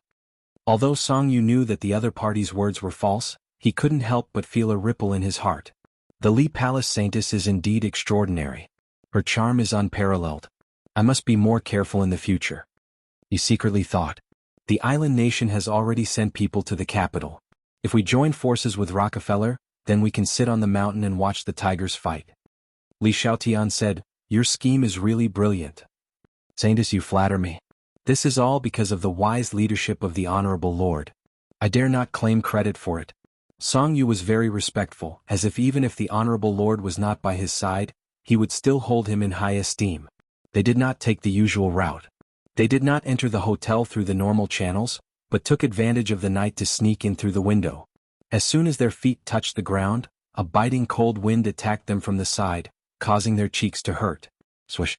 With a flash of the sword, Song Yu had a long sword in his hand and stabbed it into the darkness. Clang! With a dull sound, his long sword formed a full moon shape. It was obvious that the strength of the attack was great. "Who is it?" There was an angry shout in the darkness, but it was in English. "We are not enemies." Song Yu also hurriedly replied in English, afraid that the situation would worsen. The lights above their heads lit up, and they could finally see each other clearly. Song Yu was shocked. It turned out that the other party was only one person, but the attack just now was so fierce that he felt a lingering fear. If they were to continue fighting, he might not even be a match for him. "Who are you?" Song Yu said, "We know the purpose of the Rockefeller family coming to Beijing, so we're here to help you. Besides, I'm Louis's friend." "You know my son?" the other party asked in surprise. This person was the head of the Rockefeller family, the primogenitor of the kindred. "Ah, you are Mr. Nikolai?" Song Yu exclaimed. She suddenly remembered a photo of Nicholas in a news report. It was indeed the person in front of her. The ancestor's name was Nicholas Rockefeller. He stared at the two of them. His blue eyes were so cold that they seemed to hide thousands of miles of ice and snow mountains. "Who are you?" Nikolai asked. Song Yu hurriedly introduced himself. "When Louis was in Wuxia, he and I were best friends. This humble one is Song Yu." "Song Yu, I've heard of your name. You are the young master of the Song family, but the Song family is now gone. Why are you looking for me?" Nikolai still had the attitude of 1,000 miles away. Song Yu's heart flashed with a trace of unnaturalness. The Song family was gone, so his status was naturally gone. The other party obviously didn't think much of him. He hurriedly adjusted his attitude and said, "I know you came to Beijing to deal with Tang Zheng. He is our common enemy. I can help you." "Oh, as far as I know, you don't dare to show up in Beijing. How can you help me?" Nikolai sat back in the chair and motioned for the two to sit down and talk. Song Yu had already thought of a response. She said calmly, "Although I don't dare to show up, I am the person who knows Tang Zheng's situation the best. If you have my help, you can take fewer detours and get twice the result with half the effort. It will be easier to succeed. What do you think?" Although Nikolai had already sent people to investigate Tang Zheng, he was a foreign monk after all. He was not as good as Song Yu, the local snake. Song Yu must have information that he didn't know. Since the other party was here, he must have something. Otherwise, he wouldn't have gone through so much trouble. "Then I'm interested to hear it, Mr. Song," Nikolai said. Seeing that he was interested, Song Yu's spirit was shaken. She said, I know Tang Zheng's fatal weakness. He is very strong, but this person is too fickle. He has left too many romantic debts. These women are his weakness. As long as we catch any one of them, we can make him obediently submit. Nikolai frowned. It's just women. If they are gone, we can find another. Are they really that important? Song Yu chuckled. Some people claim to be infatuated. Of course, they can't just watch their women die. Nikolai recalled the scene when Tang Zheng went thousands of miles to the Atlantic Empire to rescue Fang Shishir. In his heart, he believed 70% of these words. Seeing that he tacitly agreed, Song Yu continued, he has many women around him. If we only deal with one, the success rate is too low. So, as long as we attack together, there will always be someone who will fall into our hands. Once we catch one, it will be easy. If we can catch a few more, then victory is in our hands. Li Xiaotian was expressionless. She already knew about this plan. Although she was also a woman and scoffed at this method of using women to threaten people, she had to admit that this was an effective method for Tang Zheng. She had been by Tang Zheng's side for a long time and could be considered to know him very well. She knew that women were his reverse scale. Then what women does he have? Nikolai asked curiously. Yi Dingdang. Song Yu was the first to say this name, which made his heart ache. His relationship with Yi Dingdang had changed again and again. In fact, he had long had feelings for Yi Dingdang in his heart. But if he couldn't get her, he had to destroy her. He couldn't let Tang Zheng take advantage of her for nothing. Fang Shishir, Lu Qingmei, Mu Hongyan, and even the famous Princess Anne. Nikolai's eyes lit up. With so many targets, the possibility of success was greatly increased. Except for Anne, I don't want to mess with the European royal family for the time being. Everyone else is fine, especially that Fang Shishir. My son's death can't be separated from her.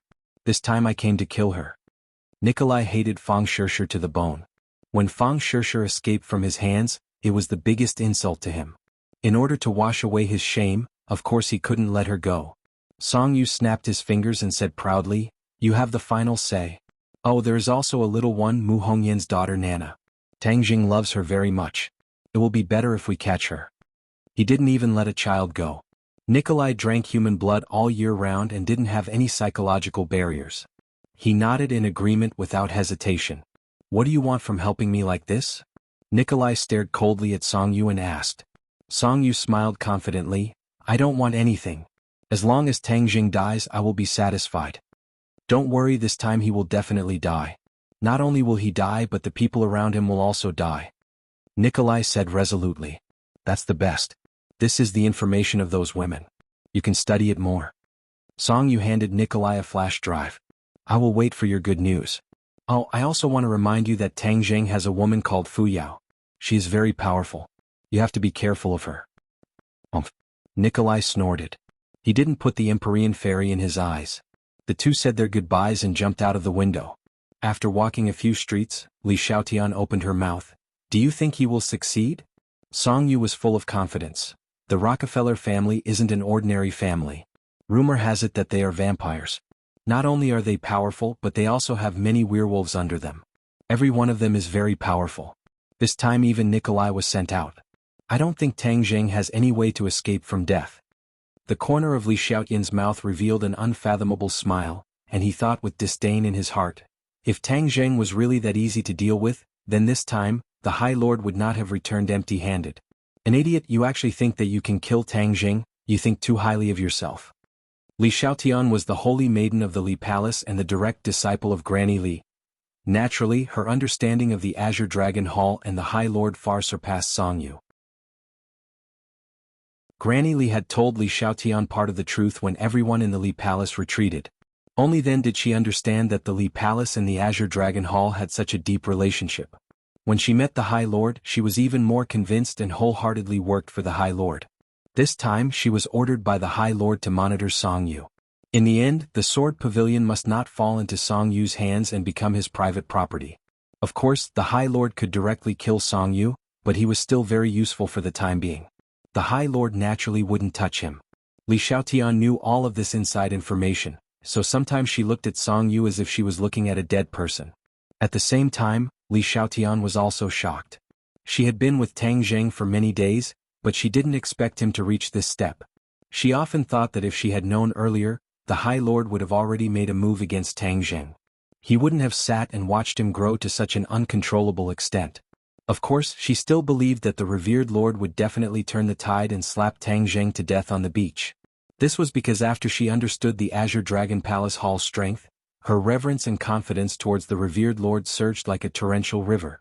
Song Yu didn't notice Li Xiaoyan's strange behavior and eagerly said, "Let's just sit on the mountain and watch the tigers fight. When the people of the island nation join in, the show will be even more exciting. This time the capital will definitely be turned upside down." The undercurrents in the capital were surging. Although Tang Zheng had absolute power in the capital, it was impossible for him to know everything.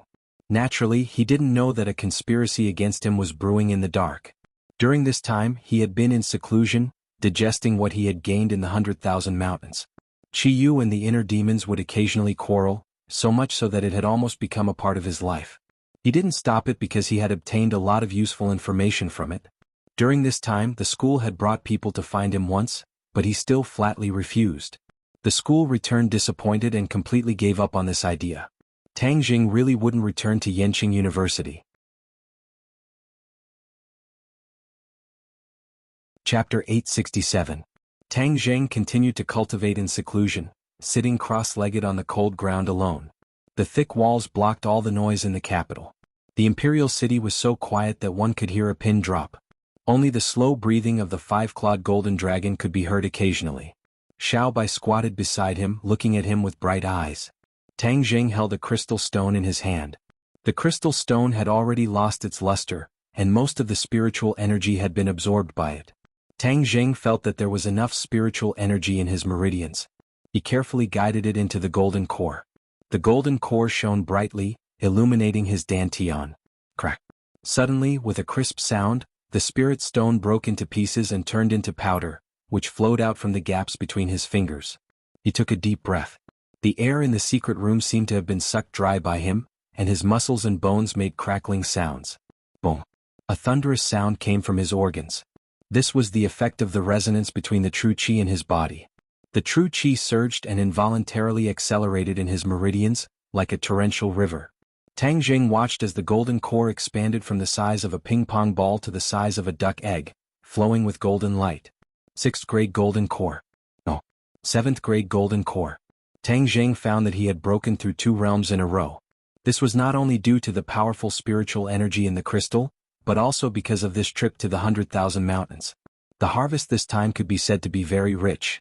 Moreover, Qi Yu and the inner demons would occasionally bicker and unconsciously reveal some information which benefited him a lot. Especially a few days ago, the two of them actually sat down and discussed Tao, talking about many things in cultivation and their understanding of cultivation. These two were super powerhouses, and their understanding of cultivation was naturally not something that ordinary people could have. After listening to them, Tang Zheng was enlightened, so he was able to raise his cultivation by 2 levels with the help of the crystal. A 7th grade golden core was not far from the Yuanying realm. He was full of confidence and could not help but roar.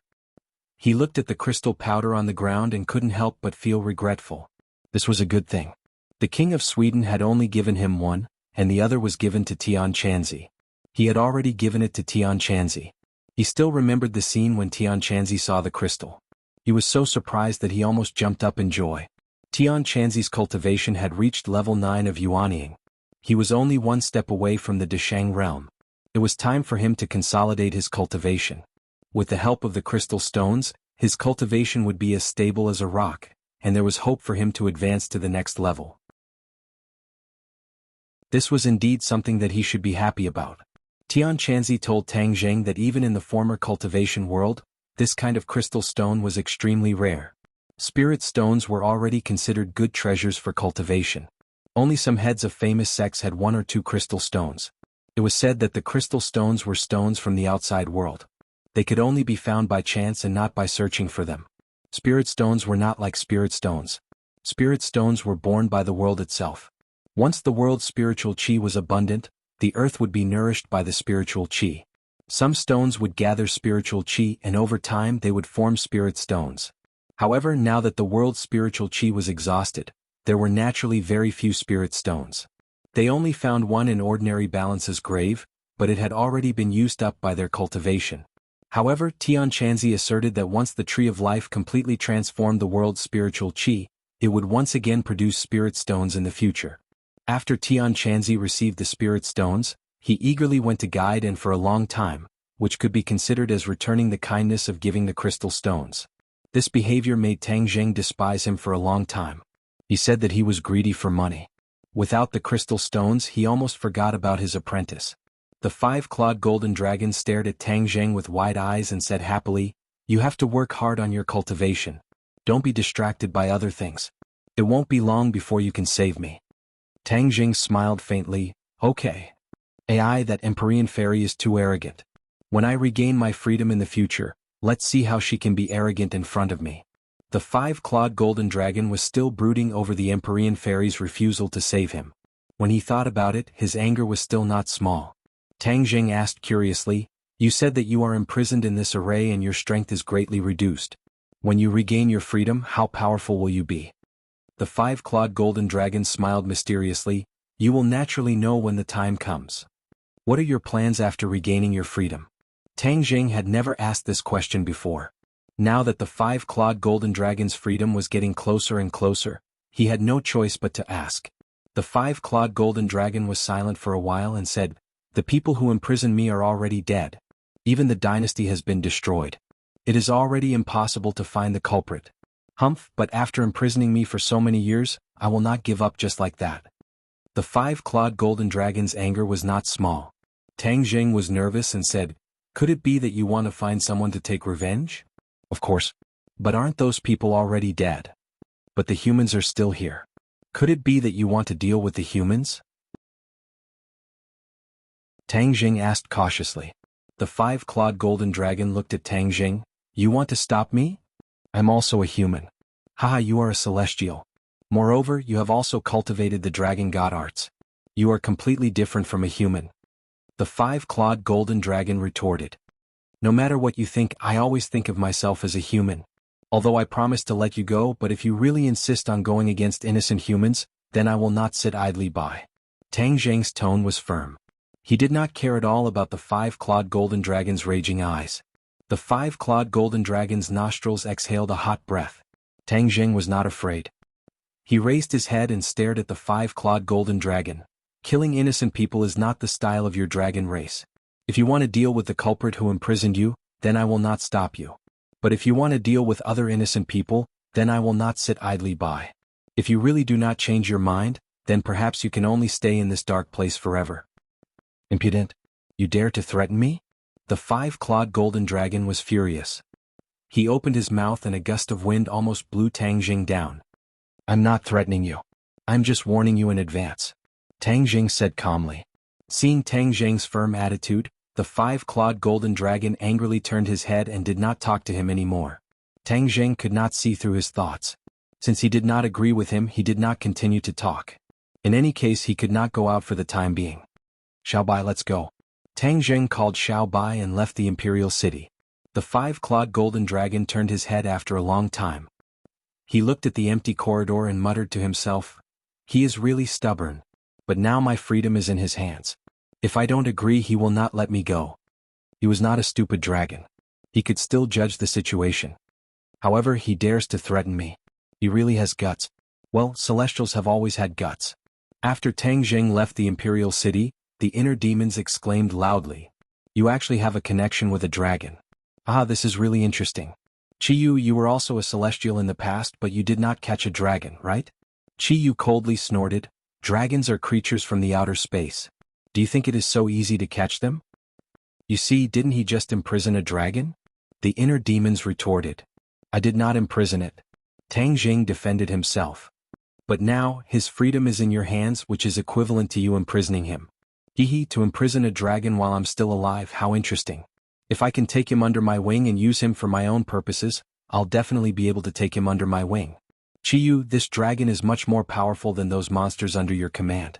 The inner demons did not let go of the opportunity to provoke Qiyu. Qiyu simply chose to remain silent. When Tang Jing heard the words creatures from the outer space, he became even more interested in the dragon race.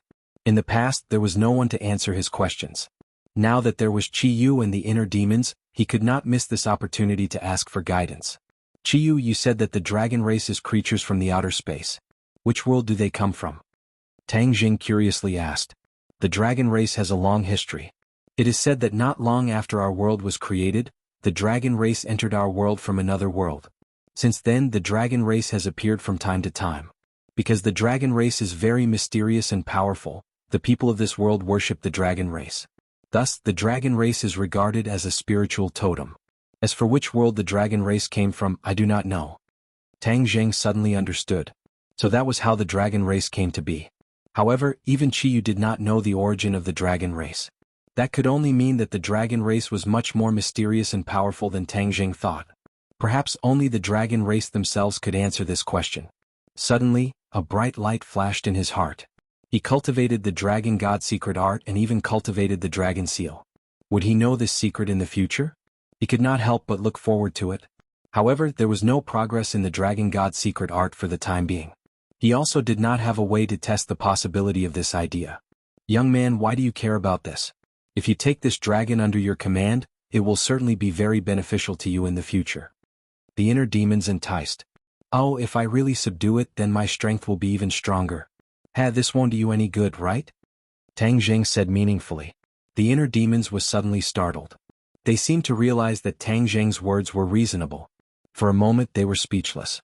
After a long time they resentfully said, "This shows that I really care about you. I am not like Chiyu, feigning civility and secretly spying on you." Inner demons, you are talking nonsense again. How am I talking nonsense? I am clearly speaking the truth. The two of them quarreled again. Tang Jing gradually got used to this kind of thing. He simply ignored it and returned home. At dawn, the group of people ate breakfast and went to work or school. Fang Shishir spent every day in the library because the final exams were approaching.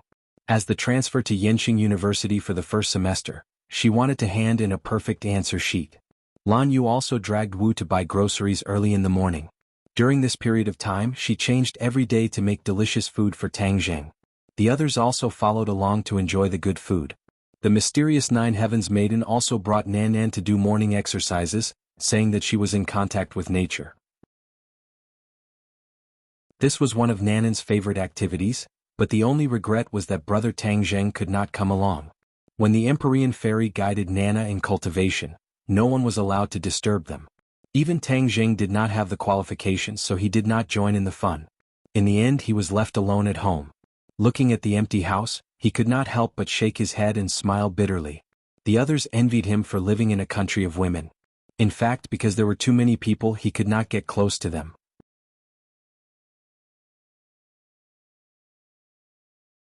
Chapter 868.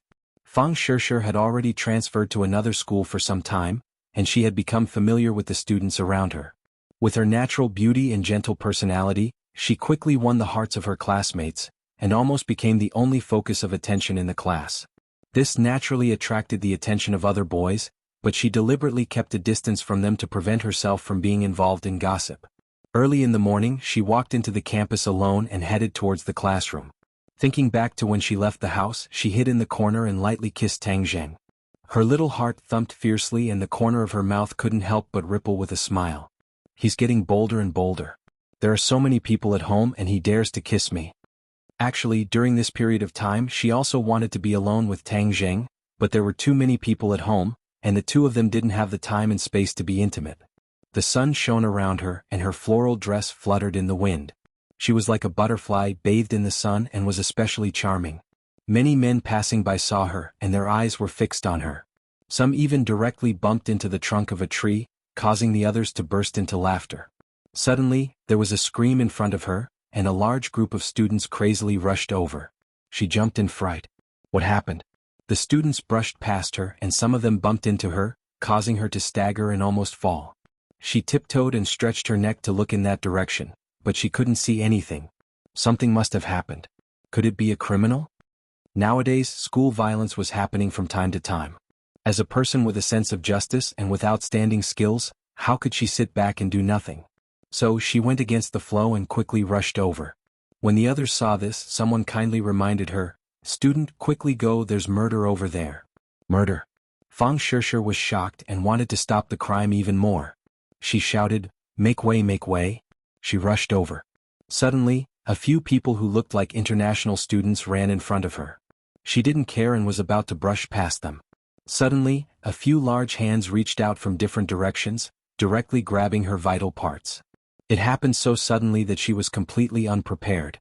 Suddenly, when those large hands touched her body, a ray of light rippled out from her body. Bang bang bang, with a series of muffled sounds, those people were all bounced back by a huge force. Fang Shishir reacted as if she had just woken up from a dream. With a tap of her toes, she slid back a distance away from him and stared straight at him. "Who are you?" These people all had Western faces. They were tall and strong and had an extraordinary aura. They were definitely not ordinary international students. "Come with us and you'll suffer less," one of them said in stiff Wuxia language. "You want me to leave without saying anything? No way." Fang Shishir scolded, but she was still a little scared. If it wasn't for the golden jade purple robe protecting her, she would have been killed by these people. Then she wouldn't have had the chance to fight back. These people obviously did not expect that the plan they had planned for a long time would fail. Immediately they became even angrier and roared, "Since you refuse a toast only to be forced to drink a forfeit, then don't blame us for being impolite." Several people attacked together. Their huge arms were full of blue veins, showing their terrifying strength. Fang Shishir's slender hand gently pointed out, but there was the sound of wind and thunder. The two sides' attacks were completely different. One was fierce and overbearing, while the other was graceful and agile. Bang bang bang. In the blink of an eye, the two sides exchanged several moves. Fang Shishir was shocked. These people were definitely not ordinary martial artists. That strange and incomparable strength and the gradually exposed ferocious and terrifying aura gave her a feeling of déjà vu. Werewolves. A light flashed in her mind. She finally remembered and blurted out. Hearing these two words, the other party was surprised. "You saw through us so quickly. Then we won't hide anymore." Roar roar roar. Several deafening roars sounded. These people transformed. Lush hair grew out of their pores. In the blink of an eye they became tall and ferocious werewolves. Pairs of blue eyes stared at Fang Shishir. They had a bestial impulse to choose a person to devour. "Ah, monsters, murder!" The people around were frightened and screamed. They fled in all directions, looking at this scene in horror. Some people were so scared that they fell to the ground. They didn't have the strength to escape. Fang Shishir shouted at the people around her, "Run!" But there were still a few girls lying on the ground, unable to move. They were like a pear blossom in the rain, like a pool of mud. Fang Shishir sighed. Her figure flashed, grabbed the collars of several people and threw them into the distance. She didn't want these people to have any accidents because of her. She couldn't bear it. At the moment she moved, the werewolves also moved. They roared with their bestial instincts and attacked Fang Shishir with their sharp claws. Fang Shishir had just thrown her classmates out when she felt a biting cold wind behind her. With a thought, the belt on her body released a rainbow light and flew up. Rainbow silk. This was the first time she used the rainbow silk in a real battle, but she had practiced it many times and was already used to it. With a flash of light, the soft rainbow silk danced and wrapped around a werewolf, lifting his body up. Puff puff puff. Flowers of blood immediately bloomed on the werewolf's body. He was cut open by his companion, whose sharp claws killed him immediately.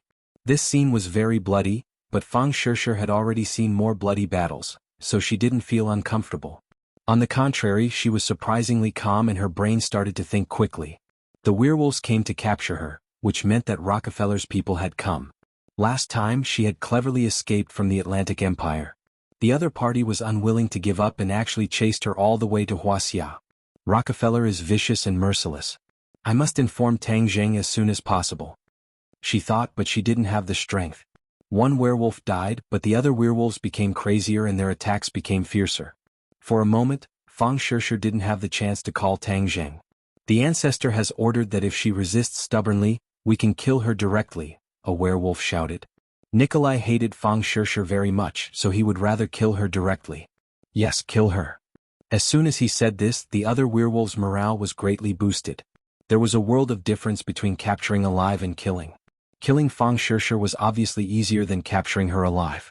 Thus, the werewolves attacked left and right, cooperating with each other tacitly and actually forcing Fang Shishir to retreat. These werewolves weren't ordinary people, especially when they attacked together like this, their power was greatly increased. Therefore, even though Fang Shishir had a heaven-grade magic treasure like the rainbow damask, She was still in a tight spot and was surrounded by danger. Fang Shishir fought as she retreated. Suddenly, the sound of fighting came from behind her. She looked out of the corner of her eyes and widened her eyes in surprise. Yi Dingdang. Yi Dingdang was also attacked and she was also surrounded by werewolves. Yi Dingdang's clear wind sword wasn't like the rainbow silk, which could be casually carried on her body. She picked up a tree branch and barely dealt with the attacks. Fang Shishir suddenly shivered, realizing that the situation was more serious than she thought. The werewolves attacking her made sense, but for them to attack Yi Dingdang from so far away, this was thought-provoking.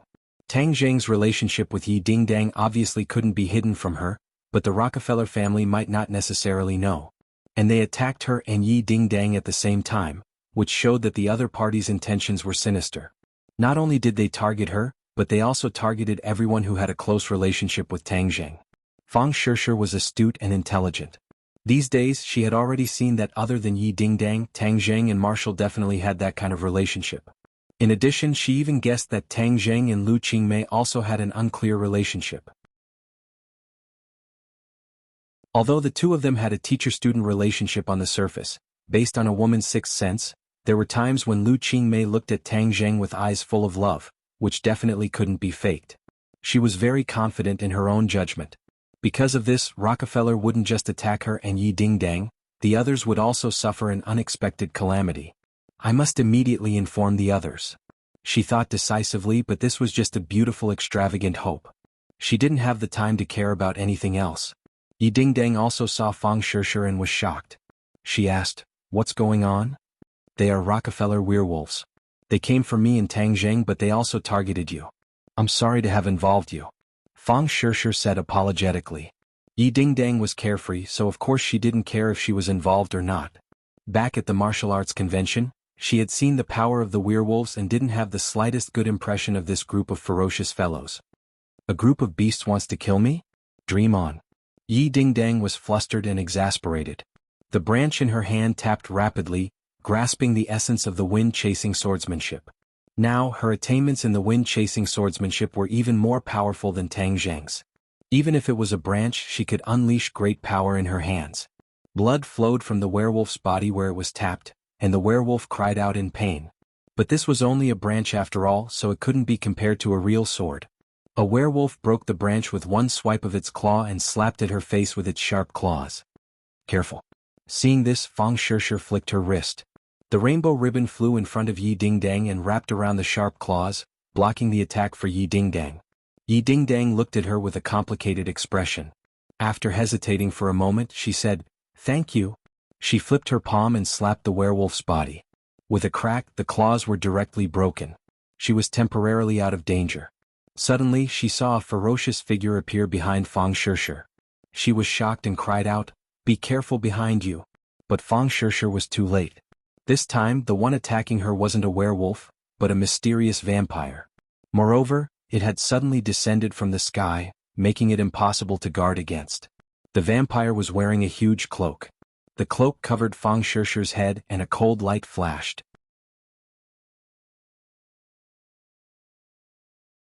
Chapter 869. Seeing Fang Shishir fly out in a bloody mess, Yi Dingdang screamed in fright, "Fang Shishir, are you all right?" There were several deep wounds on Fang Shishir's face, almost to the point where her bones could be seen. It was unknown if she was still alive. Yi Dingdang's eyes widened as anger surged within her. Fang Shishir had sacrificed so much to save her. These werewolves really deserved to die. She roared angrily and charged towards a werewolf without any regard for her own safety. The werewolf's sharp claws tore through her sleeves, leaving a shallow scratch mark on her white arm that was bleeding profusely. She gritted her teeth and endured the pain. Using her hand like a sword chi burst forth and with a piu-chi sound, it pierced through the werewolf's heart. She suddenly pulled back and pulled the heart out. The werewolf cried out miserably and fell to the ground. She suddenly turned around and stared at another werewolf. The werewolf subconsciously took a step back when her gaze swept over him. "What are you standing there for? She's only one person. Are you afraid of her?" The vampire flew back and scolded in a stern voice. This vampire was clearly the leader of this group. With a single order, the werewolves fiercely charged forward once again. Whoosh! Yi Dingdang suddenly discovered that there was another person beside her. Fang Shishir. She was pleasantly surprised to find that she was fine. Even the wounds on her face were gone. Her skin was as smooth as before with only a few streaks of blood left. You. She clearly saw Fang Shishi's skin and flesh split open. How could she be fine in the blink of an eye? This healing speed was too shocking. We'll talk about it later. Fang Shishi knew that this was because she had gained some vampire abilities, such as self-healing. She couldn't help but be glad that she had profited from this disaster. Yi Dingdang knew that now wasn't the time to get to the bottom of things. She nodded and said, "Then let's fight our way out together." Two delicate voices sounded and two moving figures attacked the enemy. In the blink of an eye, the two sides were fighting again. All of a sudden, the werewolves exploded with blood and collapsed to the ground. Everyone was shocked by this scene and turned their heads to look, only to find a few people standing beside the werewolf's corpse. They had no idea when these people had arrived. When Yi Dingdang saw them, she was pleasantly surprised. "It's you guys?" These people were actually Tang Zheng's three roommates, Sinosaurus, Zhou Yin and Wang Shiji. Tang Zheng had already taught them the god-killing tactics, and had also given them Peiyuan Dan to wash their marrow and change their physique. They had been cultivating for some time now and had made some small achievements, especially Sinosaurus, who had the mountain-shattering meteor hammer and was the strongest of the three. They rushed over when they heard the fighting and happened to see a group of werewolves attacking Yi Dingdang and Fang Shishi. How could they sit by and do nothing? Thus they launched a silent sneak attack and killed 3 werewolves in one go. Their morale was greatly boosted and they said passionately, "Don't worry with us here, no one can hurt you." Yi Dingdang never thought that even Tang Zheng's 3 roommates would become cultivators with extraordinary strength. However, at this moment she was somewhat glad. Without these 3 people, her and Fang Shishi's situation would be even worse. The vampires were extremely anxious when they saw that the other party had come to help. This was a university campus, and their movements were so loud that the police would probably arrive soon. At that time, it would be even more difficult to catch these 2 people. Speak of the devil. The sound of sirens came from afar and police cars rushed over from all directions. This was Yenqing University, Wuxia's top university. With such a terrible case happening, the police naturally couldn't ignore it. Even the special police team came, armed with live ammunition and quickly surrounded them. Seeing this, the vampires glared at their 2 targets and roared, "Retreat!" They turned around and flew into the sky. "Stay here." Fang Shishi was unable to restrain her anger. She roared and waved her arm. The rainbow ribbon expanded and wrapped around the vampires. The vampires struggled but still couldn't escape from the rainbow ribbon. When the other werewolves saw this, they didn't have time to help and fled in all directions. "Stop!" Sinosaurus also roared. With a flash of light in his hand, the moon-shattering meteor hammer flew out and hit a werewolf. The werewolf's head was directly smashed into his body, and he staggered to the ground and died. Bang bang bang, a series of intense gunshots rang out, and the other werewolves also fell to the ground. After twitching a few times they couldn't move anymore. The air was filled with the smell of smoke and blood. This area was completely under martial law, and the police with live ammunition stopped the onlookers who wanted to watch the show. Ka-ka-ka. The sound of guns being pulled could be heard. All the police pointed their guns at Fang Shishi and the others. Sinosaurus and the other 2 hurriedly stood in front of the 2 girls. Sinosaurus smiled and said, "Hee, don't misunderstand. We're on the same side, on the same side." However, the police didn't relax, especially the bodies of the werewolves on the ground. It made them feel like they were facing a great enemy. "Don't move!" the police roared. Fang Shishi was worried about Tang Zheng's comfort and took out her phone. "I said don't move." The police glared and was about to pull the trigger. A war seemed to be about to break out. "It's just a phone call. Why are you so nervous? We're all from Wuxia. Can't you be more polite?" Zhou Yin also stood up. "Just make the call. I'll see who dares to shoot." The policemen looked at each other in dismay. In the end, they still let Fang Shishi make the call. "Hey Tang Zheng, something happened. Rockefeller's people attacked me and Yi Dingdang. They tried to take us away. Yes, we're fine now. I suspect that not only are they going to attack us, they're also going to harm the rest of the family." When Tang Zheng heard this, he was already furious. He comforted Fang Shishi with a few words. Since the police had interfered, it would be safer to stay with the police for the time being. Then he began to call the others. Lu Qingmei and Mu Hongyan were on their way to work. He called for a long time but no one answered. He thought to himself that something was wrong and rushed out of the villa, chasing after them on the road to work. During this time he dialed Wu's number again, but he heard some noise on the other side as if there was an intense battle. "We were attacked. It was a werewolf," Wu Yun said calmly. "Are you all right?" Tang Zheng's head tightened. Fang Shishir guessed right. This time, Rockefeller was actually targeting everyone around him. It seemed that they were planning something big. "We're fine. It's just a few werewolves. Master's wife and I can take care of them," Wu said lightly. "This is Rockefeller's people coming to take revenge on me. Be careful. Don't let a single one of them go. Kill them all." Tang Zheng gnashed his teeth and said fiercely, "No problem." Wu hung up the phone. Tang Zheng's heart jumped even higher. He dialed Empyrean Fairy's number again. Empyrean Fairy's voice was somewhat puzzled. She asked first, "Why are there werewolves and bat demons in the capital? Did they escape from the 10,000 mountains?" Tang Zheng's head darkened. It seemed that she was no exception. He hurriedly asked, "Are you and Nana injured? How can these weak monsters hurt me? I'll kill them all." The mysterious maiden of the 9 heavens said calmly. Tang Zheng let out a sigh of relief and said, "That's good. Protect Nana and quickly go home. Now that someone has come to find trouble with me, the people around me have all been attacked." Empyrean Fairy made an "oh" sound and said, "It seems that they didn't escape from the 10,000 mountains. Then where did they come from?" "Atlantic Empire, Rockefeller family." "Never heard of it." Empyrean Fairy did not care at all. "Relax. Nana is my disciple. How could I let her get hurt? We still have to continue our morning exercise. Let's not talk about it." Tang Zheng smiled bitterly. Only the Empyrean Fairy was so skilled and daring. She did not put these things in her eyes at all. After such a thing happened, she still had to continue her morning exercise. Tang Zheng was burning with anxiety. Now only Lu Qingmei and Mu Hongyan's safety was uncertain. But these two people were the ones he was most worried about because they were the weakest. Nothing must happen to them, he anxiously muttered to himself. Like a gust of wind he rushed through the streets. Lu Qingmei and Mu Hongyan drove to the company together as usual. Since joining the company, Lu Qingmei learned a lot from Mu Hongyan.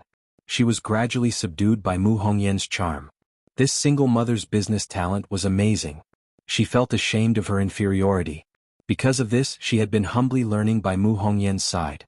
She improved very quickly. Lu Qingmei drove the car and chatted casually with Mu Hongyan. Suddenly there was a loud bang. The roof of the car caved in, as if something heavy had fallen on top of the car. Both of them were shocked, thinking that it was something that fell from a high altitude. Lu Qingmei reacted quickly and stepped on the brakes to stop the car. Rip. The sound of fabric tearing came from above. A ray of sunlight shone in from the car. The two of them quickly looked up and found that the roof of the car had been torn open, revealing a huge hole. A ferocious wolf head came into view. Brr. The werewolf roared. A stinky wind blew in their faces, blowing their hair. Mu Hongyan let out a shriek, terrified. Lu Qingmei was also shocked, but she immediately realized that something was wrong. She pointed at the werewolf and the dragon-trapping rope flew out and tied the werewolf up. Bang!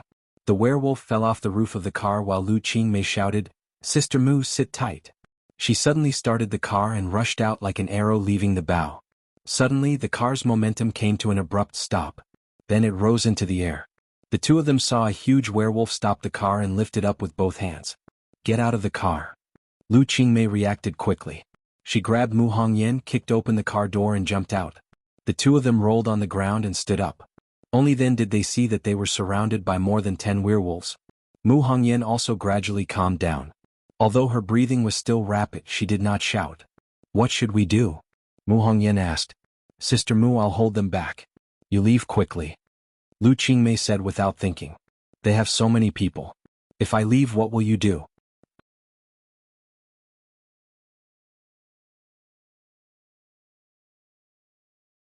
Chapter 870. Mu Hongyan was pushed far away. When she saw Lu Qingmei charging over without a care for her own safety, her eyes reddened and she almost burst into tears. However, she was different from other women. She would not act like a little girl who would cry and insist on staying no matter what. She did not have the strength to truss a chicken. If she stayed, she would only be of help. She could not help but regret that she should have asked Tang Zheng to teach her spells. Then she would not be so passive in this situation. Although she could not help, she could not do nothing. She took out her phone in a flurry and was about to call Tang Zheng. Suddenly, a figure flashed in front of her. A person in a cloak blocked her way. She was so scared that she staggered back. However, the other party closed in and grabbed her wrist, leaving her with nowhere to run. Hee hee, come with me. A cold laugh sounded. The cloak rolled up and covered Mu Hongyan. Ah, let go of me. Mu Hongyan screamed. However, there was nothing she could do. She felt the world spinning and she was lifted off the ground. Lu Qingmei heard the scream and turned her head to look. She saw a black figure carrying Mu Hongyan into the air and disappeared in the blink of an eye. Big Sister Mu. Lu Qingmei called out anxiously. However, the only response she got was the fierce attacks of the 10 or so werewolves. She had a total of 2 magic treasures, the dragon trapping rope and the sumaru pouch. However, only the dragon trapping rope could fight the enemy. She waved her hand and the dragon trapping rope that was trapping the werewolf suddenly contracted. With a boom, the werewolf exploded into a cloud of blood. Then the dragon trapping rope flew back into her hand. She shook the dragon trapping rope and fought the enemy with all her might. She was very inexperienced in fighting and was very anxious. Soon she was in a mess and was about to fall into the hands of the werewolves. Suddenly, a figure appeared at the end of the street. A furious roar came from afar. Go to hell, you werewolves! Whoosh! A white figure was 1 step ahead and landed on the head of a werewolf. The werewolf quickly waved his claws to grab it. Bang! A huge force came from above, and the werewolf's head exploded like a ripe watermelon.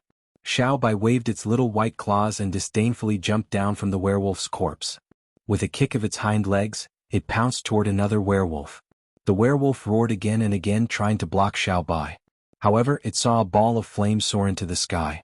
Its lush fur immediately caught fire, turning it into a fireball. It screamed and fell to the ground, finally turning into a pile of black ash. Tang Zheng's eyes were bloodshot as he held onto Battle Soul. Pu piu piu, a few sinister heads fell to the ground. Seeing this, the remaining werewolves screamed and fled in all directions. Tang Zheng snorted angrily. All of you must die.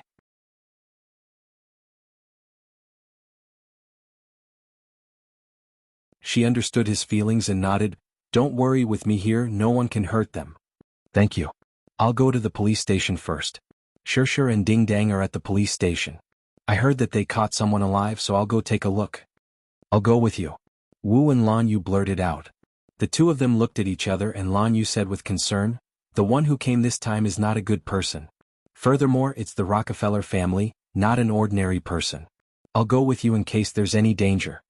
She was concerned about her son's safety. She wanted nothing more than to stay by his side and protect him from being harmed in the slightest. However, Tang Zheng shook his head and refused. I've already made up my mind. You guys stay at home, I'll be alone.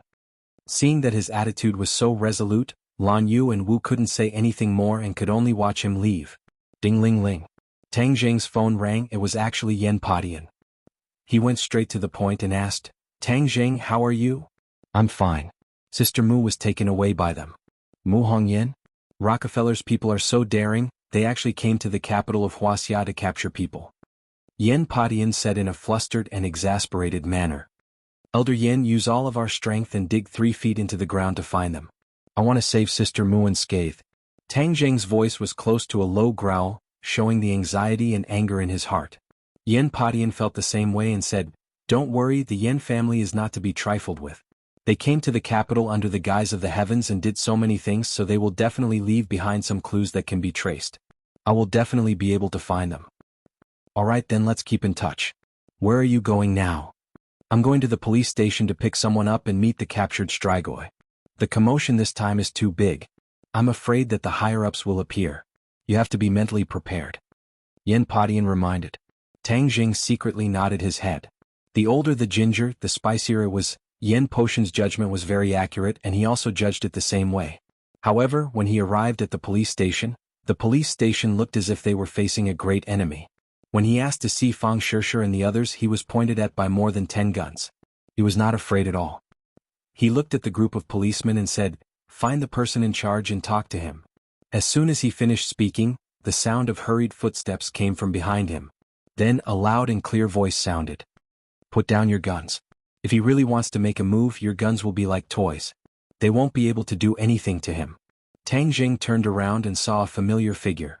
Ding Liang, why is it you? This person was an agent of the National Security Bureau in the Atlantic Empire. After being rescued by Tang Zheng, he had never seen him again.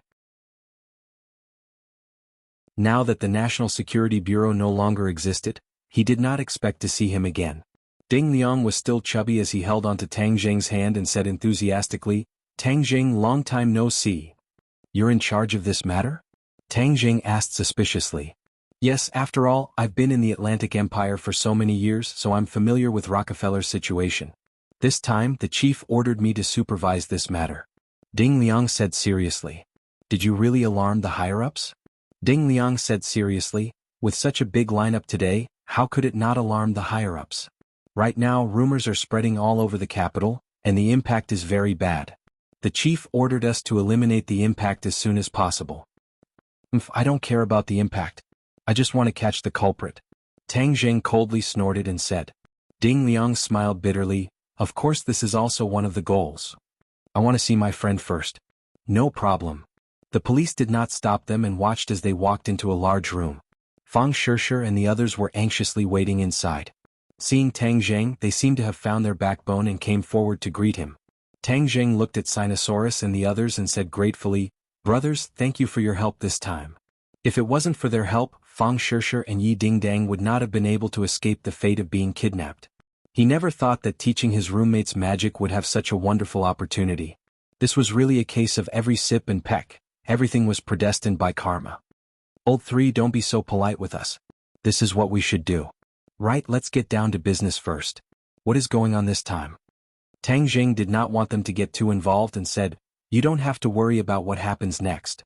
The other party came with bad intentions, so I will take care of it." Sinosaurus said angrily, "Old three, don't tell me you don't treat us as brothers because you don't go to school anymore? How could that be? Since we're brothers, then of course we'll go through thick and thin together. No matter who it is, if they dare to touch us brothers, I'll use the mountain-shattering meteor hammer to smash their head back into their stomach." Sinosaurus said aggressively.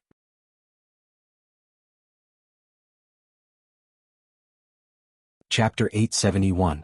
Tang Jing pacified several people before asking to see the captive vampire.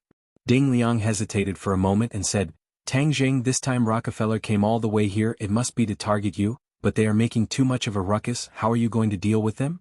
A debt of blood must be paid in blood." Tang Jing said resolutely. "It's better to squash enmity than keep it alive. After all, Rockefeller is an influential family in the world." Ding Liang advised. "So what? They've racked their brains to kill me and even targeted the people around me. Do they want me to let it go?" Tang Jing snorted disdainfully as he asked in a mocking tone. "The higher-ups mean to turn big problems into small ones and small ones into nothing. If this matter escalates to an international conflict, then the losses outweigh the gains." Ding Liang advised earnestly. Tang Jing firmly shook his head. "You and I stand on different sides. I don't expect you to agree with my methods. As for compromising with Rockefeller, that's absolutely impossible.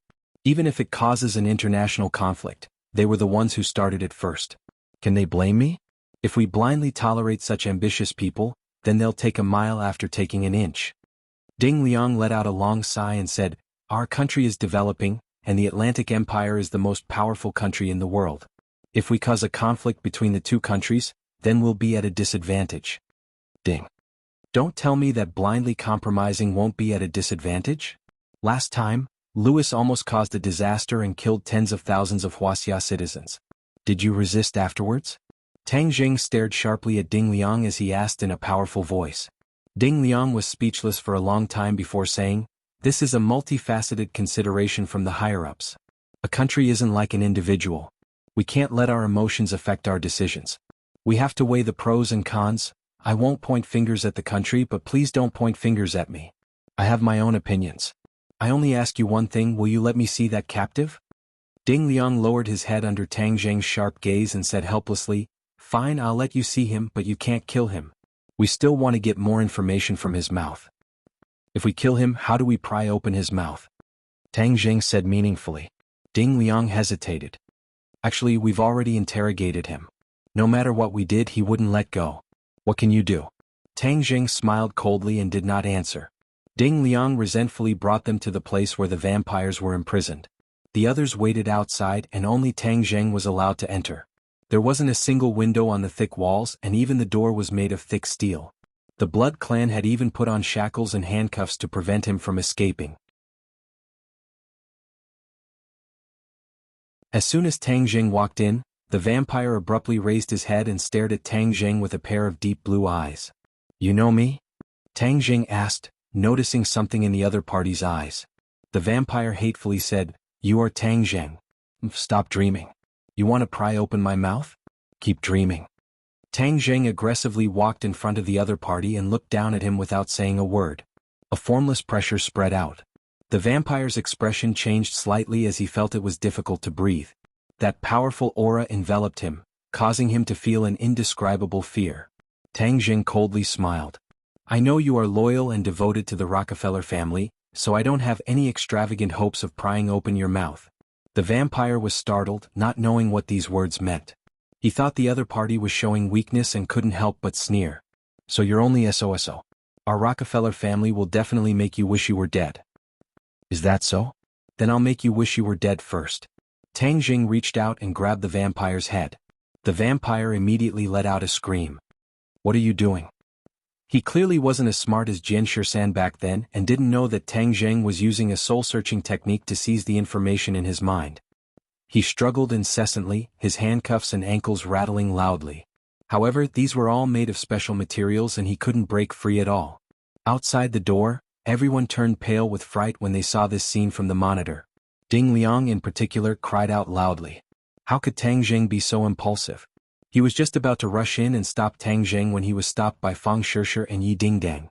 They had been by Tang Jing's side for a long time and knew a thing or two about his methods. "Wait a moment, Tang Jing won't harm his life." "Really?" Ding Liang was skeptical. "Of course." The two spoke in unison with great certainty. After fighting side by side, their relationship seemed to be heating up rapidly. The estrangement from before was also gradually melting away, and they actually had some kind of tacit understanding. Ding Liang's expression fluctuated, but in the end he still chose to believe Tang Jing. After going through life and death in the Atlantic Empire, he was also willing to believe Tang Jing. "What are you doing? Stop." The Blood Clan member let out a heart-wrenching scream. His body twitched incessantly and his reaction was quite big. "It hurts so much. My head is about to explode. What are you doing to me?" Tang Jing didn't say a word. He quickly used the soul search technique, and a stream of information flowed into his brain from the Blood Clan member's brain. After a long time he finally released his hand. The Blood Clan member was already slumped weakly on the chair. His entire body was soaked as if he had been fished out of the water.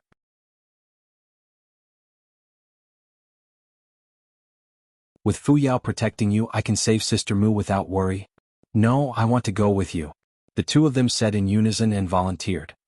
"Be obedient." Tang Jing's face sank and became abnormally serious. The two of them were slightly startled and didn't dare to insist. They warned, "Then be careful." After Tang Jing sent the two of them home, he rushed as fast as lightning towards the place where Mu Hongyan was locked up. They had agreed on a destination and as long as they caught the people they would bring them there. The destination was in the downtown area of Beijing. It was a detached villa. Tang Jing didn't know that this was a private property that Song Yu had bought in the past and was now provided to Rockefeller for use. Tang Jing quietly sneaked into the villa area.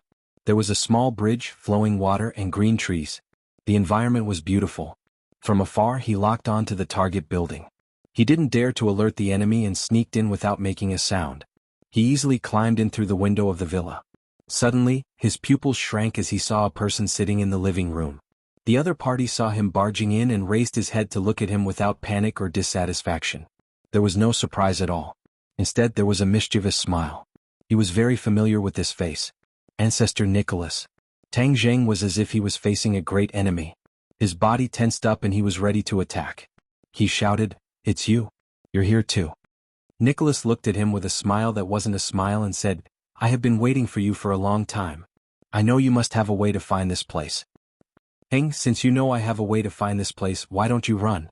Are you waiting for me to kill you?" Tang Jing angrily said. "You can't kill me."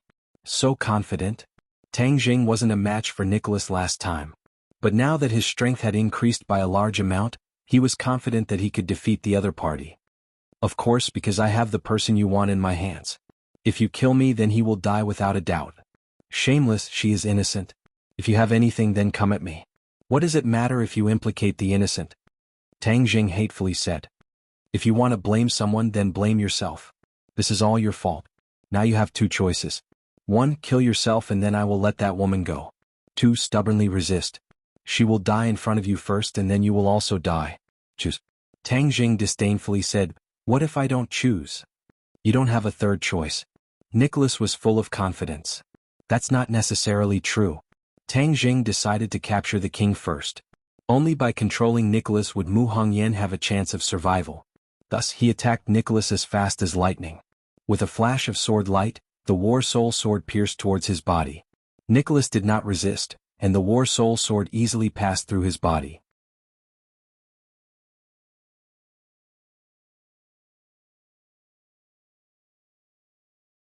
Chapter 872.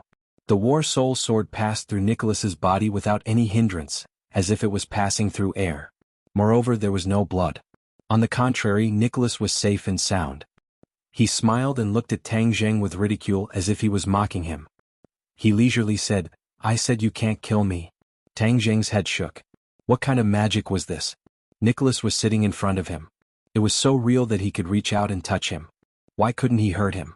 He suddenly had an idea. He suddenly raised his head and looked around. Finally, he saw a few small devices around the roof and suddenly realized, full system projection, you are fake. Tang Jing was filled with regret. He didn't realize that the person sitting in front of him was just a projection and not Nicholas himself. No wonder he was so fearless.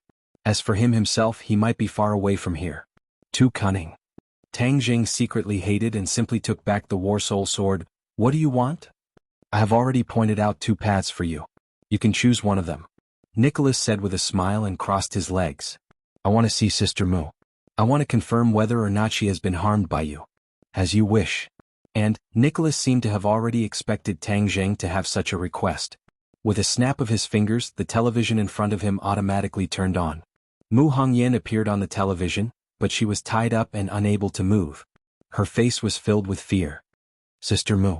Tang Jing cried out involuntarily. Tang Jing, is that you?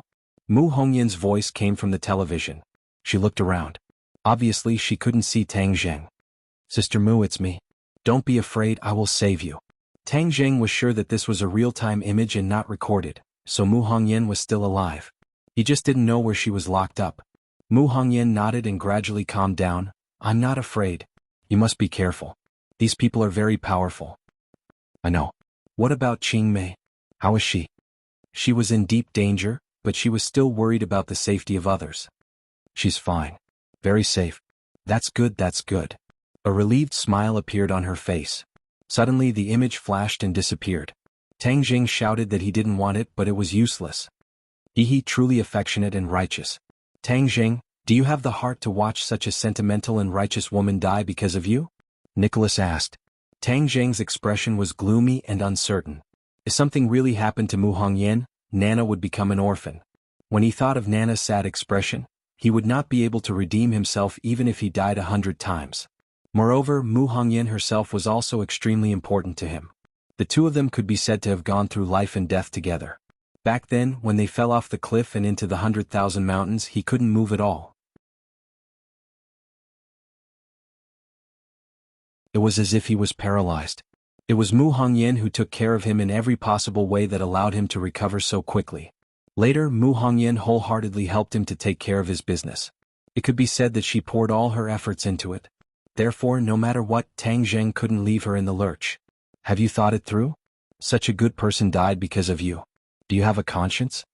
Nicholas asked step by step. Do you have a conscience? Tang Jing asked back. Now I'm the one asking you, not the other way around. Tang Jing's expression gradually became firm. He said, fine, I promise you. I will kill myself, but you must let her go. Righteous as the sky, haha. Nicholas laughed with satisfaction. But why should I believe you? You can only believe me? No, I absolutely cannot believe you. A person like you already has no conscience. You will definitely not believe what you say. I'm a fool to believe you. I must make sure that she is safe and sound before I kill myself. Tang Jing stubbornly said. You have no right to negotiate. Then let's go our separate ways. In any case, even if I kill myself, you will not let her go, right? That captive has confessed everything. I am very clear about your sinister intentions. Nicholas was silent. He looked sharply at Tang Jing as if he wanted to see through his determination. But after looking at him for a long time, He was sure that Tang Zheng's words were not false. If they really went their separate ways, then all the work he had done would be useless. In the end, he still had to face Tang Zheng one-on-one. This was a situation he absolutely did not want to see. After all, this was Tang Zheng's base camp. If the two sides confronted each other face to face, the people he brought may not be able to gain any advantage. Therefore, if he could force him to kill himself, this would be the best result. Fine, I promise you. But when I let her go, I must see you die. Otherwise, I have many ways to guarantee that I will kill her. Nicholas had no choice but to compromise. Tang Zheng was relieved. His insistence was right. Nicholas's ultimate goal was to kill him. As for the others, they could temporarily retreat. We'll hand over the hostages somewhere else. I'll stay here, Tang Zheng said. When we hand over, I must see you die, Nicholas said with killing intent. Tang Zheng was silent for a moment, then said resolutely, all right. Tang Zheng immediately contacted Yan Padian and told him an address, then told him to go there and pick up Mu Hongyan. As for the rest, it was inconvenient for him to say anything else. After all, his every move was being monitored. Seeing that he did not play any tricks, Nicholas also began to arrange for his subordinates to hand over the hostages. Dozens of minutes later, the television lit up again. On the screen was a commercial plaza with a lot of people.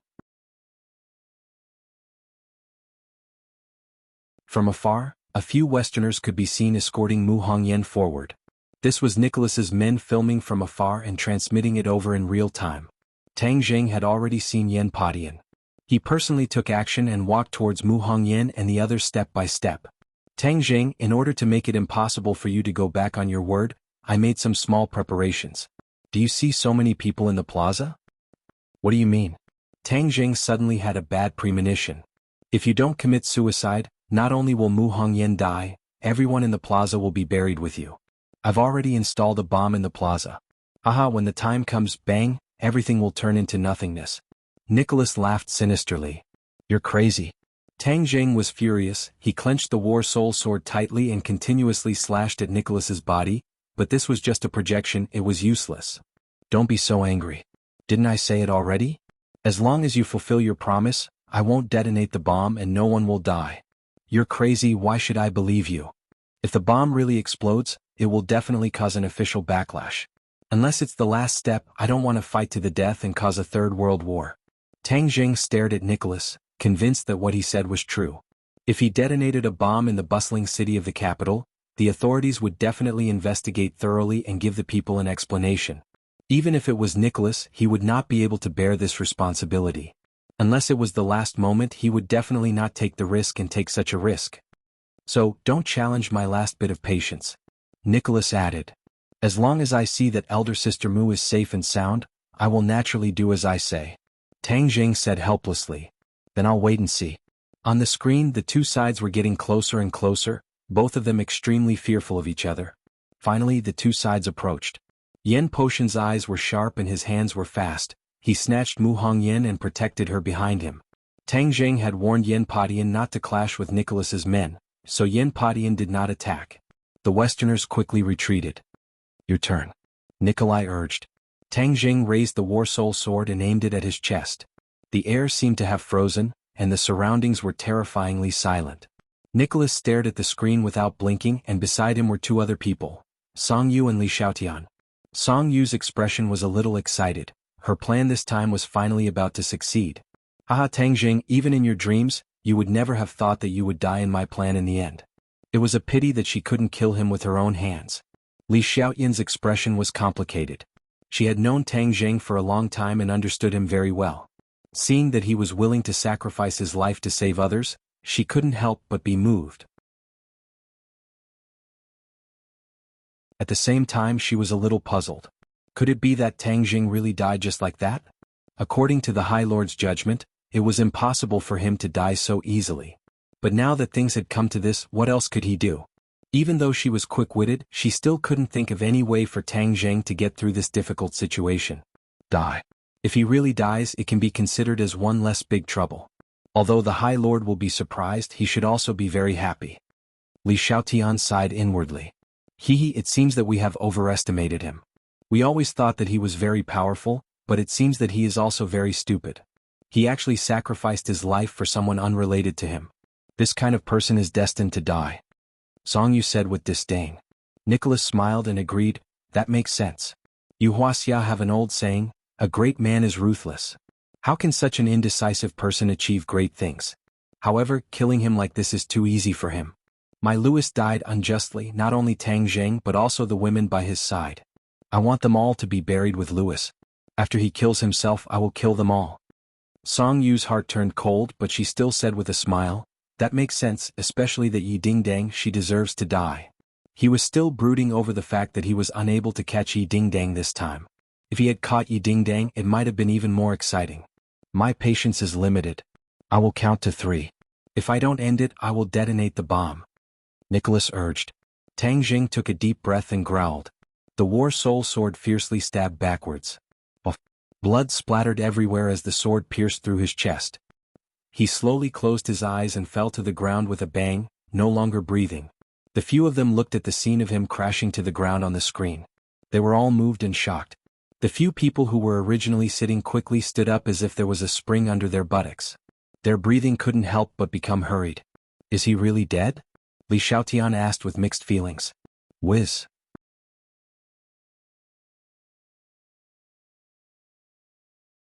Chapter 873. Dead. These 2 words were like the sound of nature, causing Song Yu to almost jump up in joy. He could not hide his excitement as he waved his fists. Tang Zheng is finally dead. Nicholas also smiled as if relieved of a burden, but it was not enough to vent his anger as he said, next, it's time to deal with the women around him. Li Xiaoyan's expression was complicated as he looked at the motionless Tang Zheng on the screen and sighed faintly. What, Saint Lady doesn't want him to die? Song Yu's expression turned cold as he asked with an unkind expression. Li Xiaotian coldly glanced at him and said snappily, what does what I think have to do with you? Song Yu choked, but he was unable to refute. In front of the Lord, Li Xiaoyan's status was much higher than his, so he did not dare to offend her. Song Yu bitterly smiled and changed the topic. It seems that the people of the island nation are useless. Who said they are useless? Isn't it just right to deal with Tang Zheng's women? Nicholas smiled meaningfully. Song Yu's eyes lit up as he agreed, that makes sense. This group of island nation people are vengeful.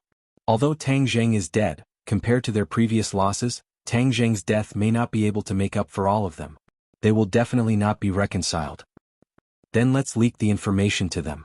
A group of island nation monkeys is just right to be cannon fodder. Nicholas said with a smile. Obviously, he looked down on the island nation in his heart. Then what about Tang Zheng's body? Li Xiaotian suddenly asked. The body is already useless. Then give it to me. I want to use it to lure out Lan Yu. Li Xiaoyan's eyes flashed as he said mysteriously. Lure her out for what? Song Yu asked suspiciously. This group of martial sect remnants has always been a huge threat to us. Now that all of them have gone into hiding, how can we ignore them? If we don't eliminate them as soon as possible, they will definitely become a huge threat in the future. Song Yu's heart skipped a beat. He couldn't help but sigh at how vicious and merciless this woman was. She didn't even spare a dead person. However, he liked this plan very much. The news of Tang Zheng's death quickly spread. This time it was real news of his death. Immediately, it was like an atomic bomb had exploded, shocking all the forces in the capital. In the big villa there was a cloud of worry. Mu Hongyan had already returned safely, but when she heard the news she was stunned on the spot. Then she covered her face and squatted on the ground, crying. As a strong woman, she had not cried for many years. This time she cried her heart out. It was even more painful than stabbing her heart with a knife. It's all my fault. If it weren't for saving me, he wouldn't have sacrificed himself. Tang Jing, why are you so stupid? How is my life worth doing this for you? Woo woo woo. Nana was frightened by her mother's actions. She also cried out and laid on her mother's body, sobbing, Mother, what's wrong? Don't cry, Nana is scared. Cries immediately spread through the crowd, rising and falling one after another. Lan Yu suddenly sat on the sofa, as if all the strength in her body had been sucked out. She shook her head in disbelief. No, my son won't die, he won't die. Wu and Yi Dingdang had experienced the news of Tang Zheng's death before. Although they kept telling themselves that this was fake, just like last time, they couldn't help but cry. The two of them looked at each other and shook their heads at the same time.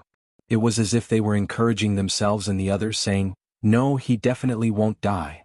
Lu Qingmei stood there in a daze. She didn't say a word as tears flowed down her white cheeks. However, Fang Shishir didn't even turn her head as she rushed out, shouting at the top of her lungs, "If I don't see it with my own eyes, I will never believe that he will die." Yan Padian immediately stopped Fang Shishir and advised, "Miss Fang, don't be impatient. This time the enemy is not only targeting Tang Jing but also all of you. If you rush out now, you will only give the enemy an opportunity to take advantage of." The older the ginger, the spicier it was. Even at this time he did not panic. Tears welled up in Fang Shishir's eyes. She shook her head violently and tears rolled down from the corners of her eyes. "He is my beloved. If he is alive, I want to see him. If he is dead, I want to see his corpse. I must see him." Yan Padian advised earnestly, "Don't worry, even if I have to risk my life, I will still find Tang Jing."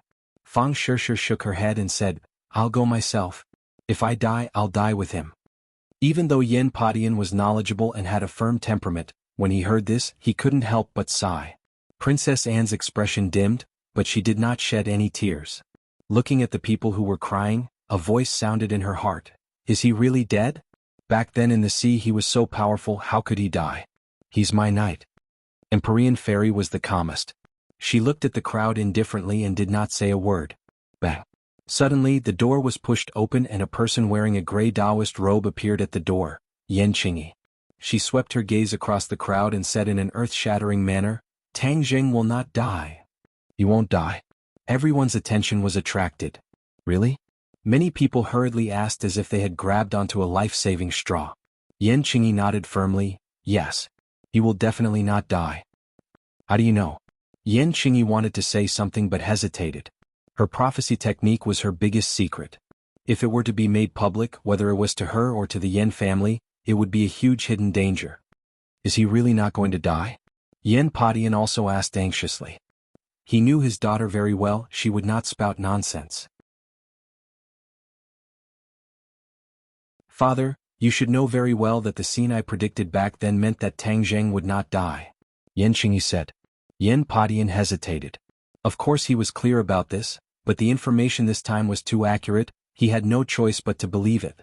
"I've predicted a new scene." Yan Qingyi saw that everyone was skeptical, so she clenched her teeth and said directly, "Prophecy."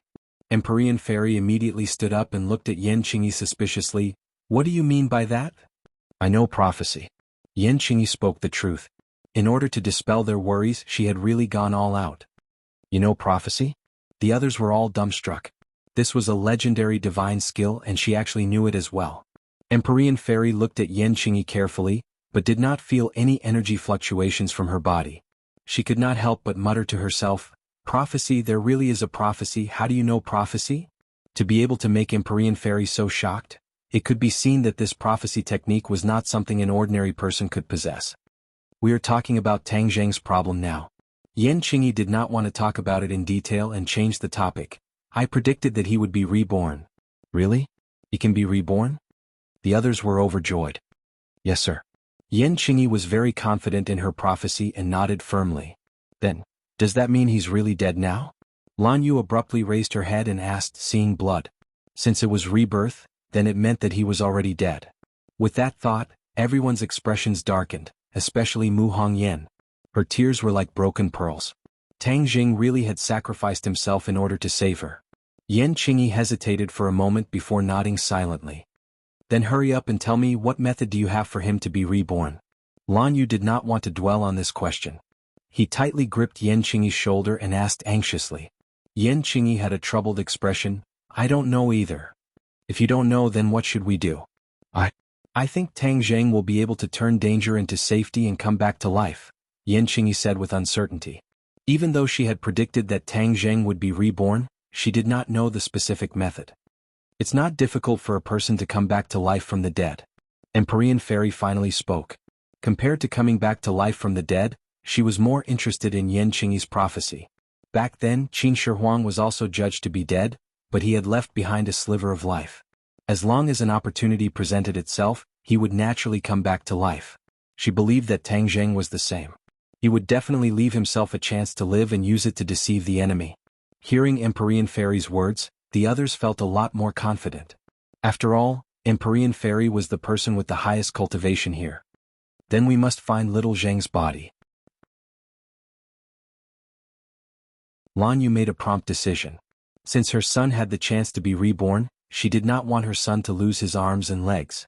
Just then Yenpadian received a call. His expression changed slightly and said, "I just received a piece of news. It is said that tonight at the peak of the Forbidden City, they will bring Tang Jing there." The peak of the Forbidden City? Imperial City? Lan Yu asked in surprise. Why did they bring little Zheng there? Yenpadian shook his head.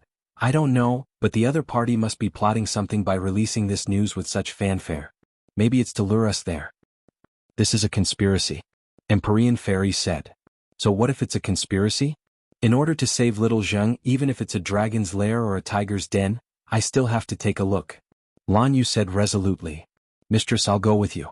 Wu Dang still did not give in and stood out. I'll go too. I'll go too. The others volunteered themselves, their tones resolute. No, the enemy is plotting something this time. If everyone goes, it might not be a good thing. Moreover, saving someone doesn't require so many people. Lan Yu refused. The strength of these people was uneven. If the enemy really had a scheme and made a move, they might not be able to take care of all of them. Some of them might even be injured and their lives might even be in danger. Lan Yu naturally wouldn't take this risk. When they heard this, their expressions darkened. Seeing that, Lan Yu eased his tone and explained, this time we are going to save little Zheng. There are many unforeseen events, so the fewer people there are, the better. Yenpadian agreed, that's true, I will personally go and meet these people. Lan Yu said, Wu, come with me. The rest of you can stay at home. Empyrean Fairy's interest was completely focused on Yen Qingyi. She stared at her with a burning gaze and said, let's stay and talk about the prophecy technique. Yenpadian had a difficult expression on his face. Yenpadian also had some guesses about the identity of the Empyrean Fairy, so he nodded towards his daughter, meaning that he could reveal a little about the prophecy technique. Then you must save Tang Jing. Seeing that they did not have the chance to personally go, the others could only repeatedly remind them.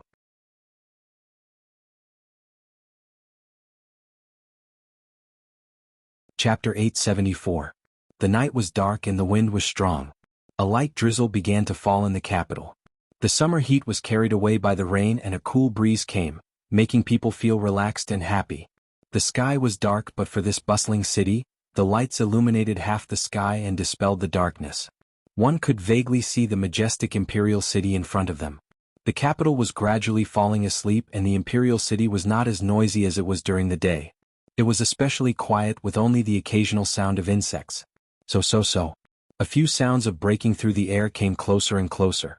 A few figures flew across the sky and jumped over the towering walls of the palace, entering what was once the center of Wuxia's power.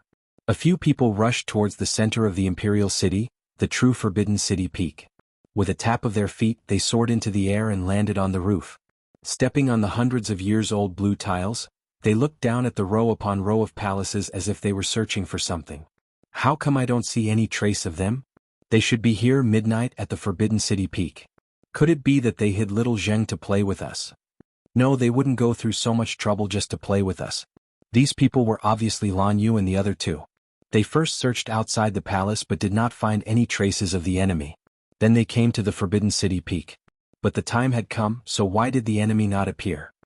Is Madame Wu in such a hurry? A clear voice rang out and a person walked out from the darkness. With a tap of their feet they also landed on the roof. Li Shaotian, it's you? Marshall opened her eyes wide and cried out in surprise. So it's the Holy Maiden of Li Palace.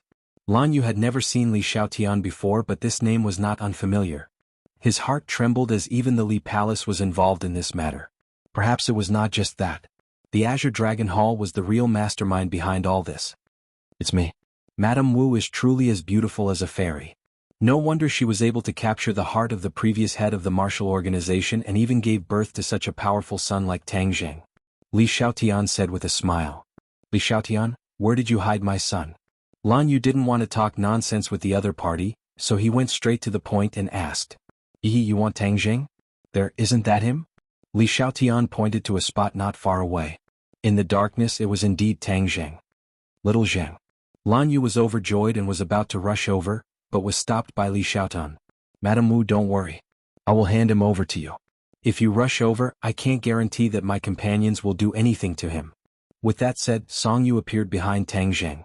Marshall recognized her at a glance and shouted, Song Yu, it's you. Yenpadian was also shocked. You actually didn't die. How dare you come back? After that battle, the Song family no longer existed. Only Song Yu's whereabouts were unknown. Who would have thought that he would be involved with Li Xiaotian? Song Yu laughed coldly, her sinister face hidden in the darkness of the night, looking even more terrifying. Yen Padian, you colluded with Tang Zheng and destroyed my Song family. Now that Tang Zheng is dead, the next one will be your Yen family. Song Yu said fiercely. Arrogant to speak such big words, let's see if you can leave the imperial city today. Yen Padian said. With him in my hands, how could I not be able to walk out? Song Yu proudly pushed Tang Zheng, who was in his hands. He has already been killed by you, what else do you want to do to him? Seeing that, Lan Yu roared hysterically. Li Xiaotian said, Madam Wu, don't be anxious, Tang Zheng is already dead. A dead person should be buried in peace. You don't want to see him tortured again, right? Hee, as long as you promise me 2 things, I can naturally let him rest in peace. What condition? Lan Yu opened her eyes wide, her killing intent soaring. The first condition is to tell me where the rest of the martial sect went. Lan Yu was silent. The rest of the martial sect were hiding on the moving island. This was a secret. If they were to tell the other party, then these people would be in danger. Moreover, there were not only people from the martial sect but also the witch clan. You're not going to say it? Sigh, that's a pity. Tang Zheng has been alone since he was young. I didn't expect that now that he is dead, he won't be able to rest in peace and will be tortured. Li Xiaotian said hypocritically. You're not allowed to hurt little Zheng. Lan Yu quickly stopped him. I'll tell you. Lan Yu thought that the island was always moving. Even if she told them, they might not be able to find the island. For the sake of her son, she had no choice but to compromise. They are on an island in the South Sea, very far from the coastline. That's why you didn't find us. Li Xiaotian suddenly realized, no wonder we couldn't find it even after sending so many people. You guys really have a soft spot for islands. You found another island this time, give me the exact coordinates. Lan Yu had no choice but to say a series of coordinates. Li Xiaotian said while beaming, I have no way to verify it for the time being, but I believe that for the sake of Mrs. Wu's son, she won't tell me the truth. Then listen to my second condition. As long as you do it, then Tang Zheng will naturally return it to you. But kill yourself. Li Xiaotian said word by word, since you two are mother and son, then it shouldn't be bad to die the same way as your son, right? Li Xiaotian, I will kill you. Wu flew into a rage and was about to attack Li Xiaotian. Li Xiaotian fearlessly crossed his arms, looked at Wu mischievously and said, Come and kill me, let's see if you have the guts. Marshal, stop. Lan Yu stopped him. How is it? Have you decided? Li Xiaotian asked. If I die, are you really going to let my son go? Of course, Tang Zheng is already dead and is no longer of any use. Letting you mother and son reunite on the road to the Yellow Springs can be considered as helping you too.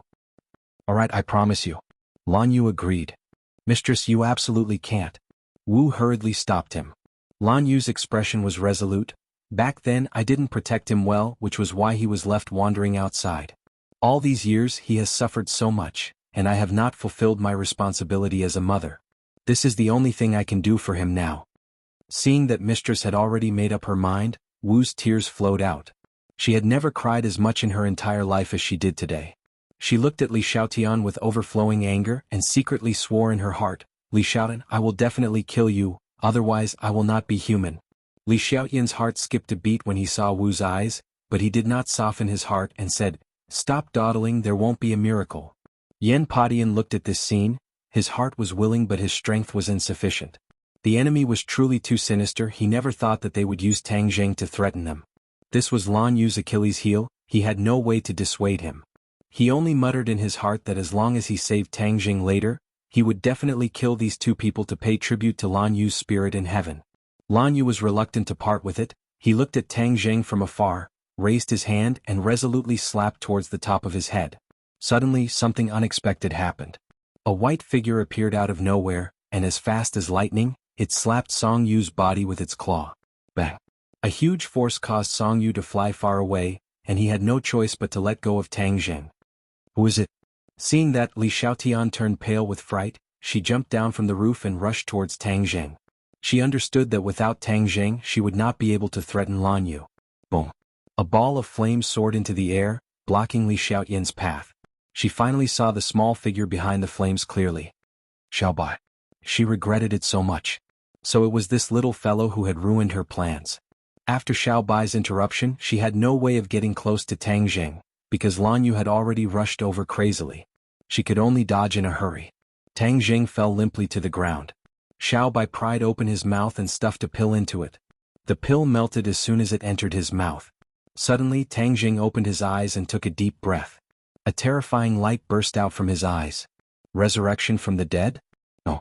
Actually, he did not die. The War Soul Sword had pierced through his heart, causing him to enter a state of suspended animation. However, it left him with a chance of survival.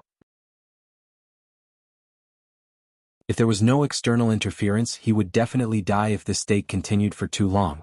Therefore, at the last critical moment, he placed all his hopes on Xiao Bai. He gave Xiao Bai a 9-transformation soul return pill and told it to find an opportunity to feed him. The powerful medicinal properties of the 9-transformation soul return pill could allow his injuries to quickly recover, thus achieving the effect of resurrection. This was all arranged by him, but it was extremely risky. The scene that Yan Qingyi saw was that he suddenly opened his eyes, and mistakenly thought that he had been reborn. In fact, he did not truly die, so how could he be reborn? Tang Jing was not an idiot. He was very clear that if he really died, it would cause his enemies to be happy. Therefore he left a backup plan for himself.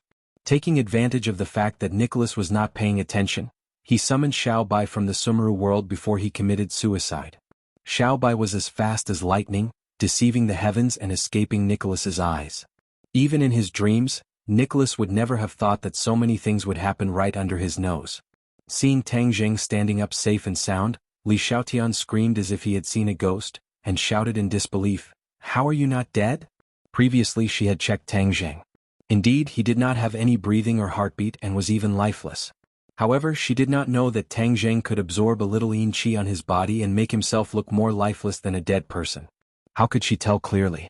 Although Lan Yu, Wu and Yan Padian knew that Tang Jing would come back to life, they did not expect him to come back to life so quickly.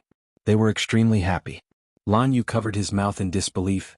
"You're finally alive, my son is finally alive." Tang Jing had previously been in a state of suspended animation, so his hearing was still intact. Therefore he had clearly heard Lan Yu's words just now. She was actually willing to sacrifice her life for him. This caused him to have mixed feelings. Looking at her excited appearance from afar, his eyes also became gentle. No matter what mistakes she had made back then, she had been living in regret all these years. This kind of torment and torture was already something that no one could endure. Now that she knew of his existence, she had been trying her best to make up for it. This sincere motherly love was undeniable.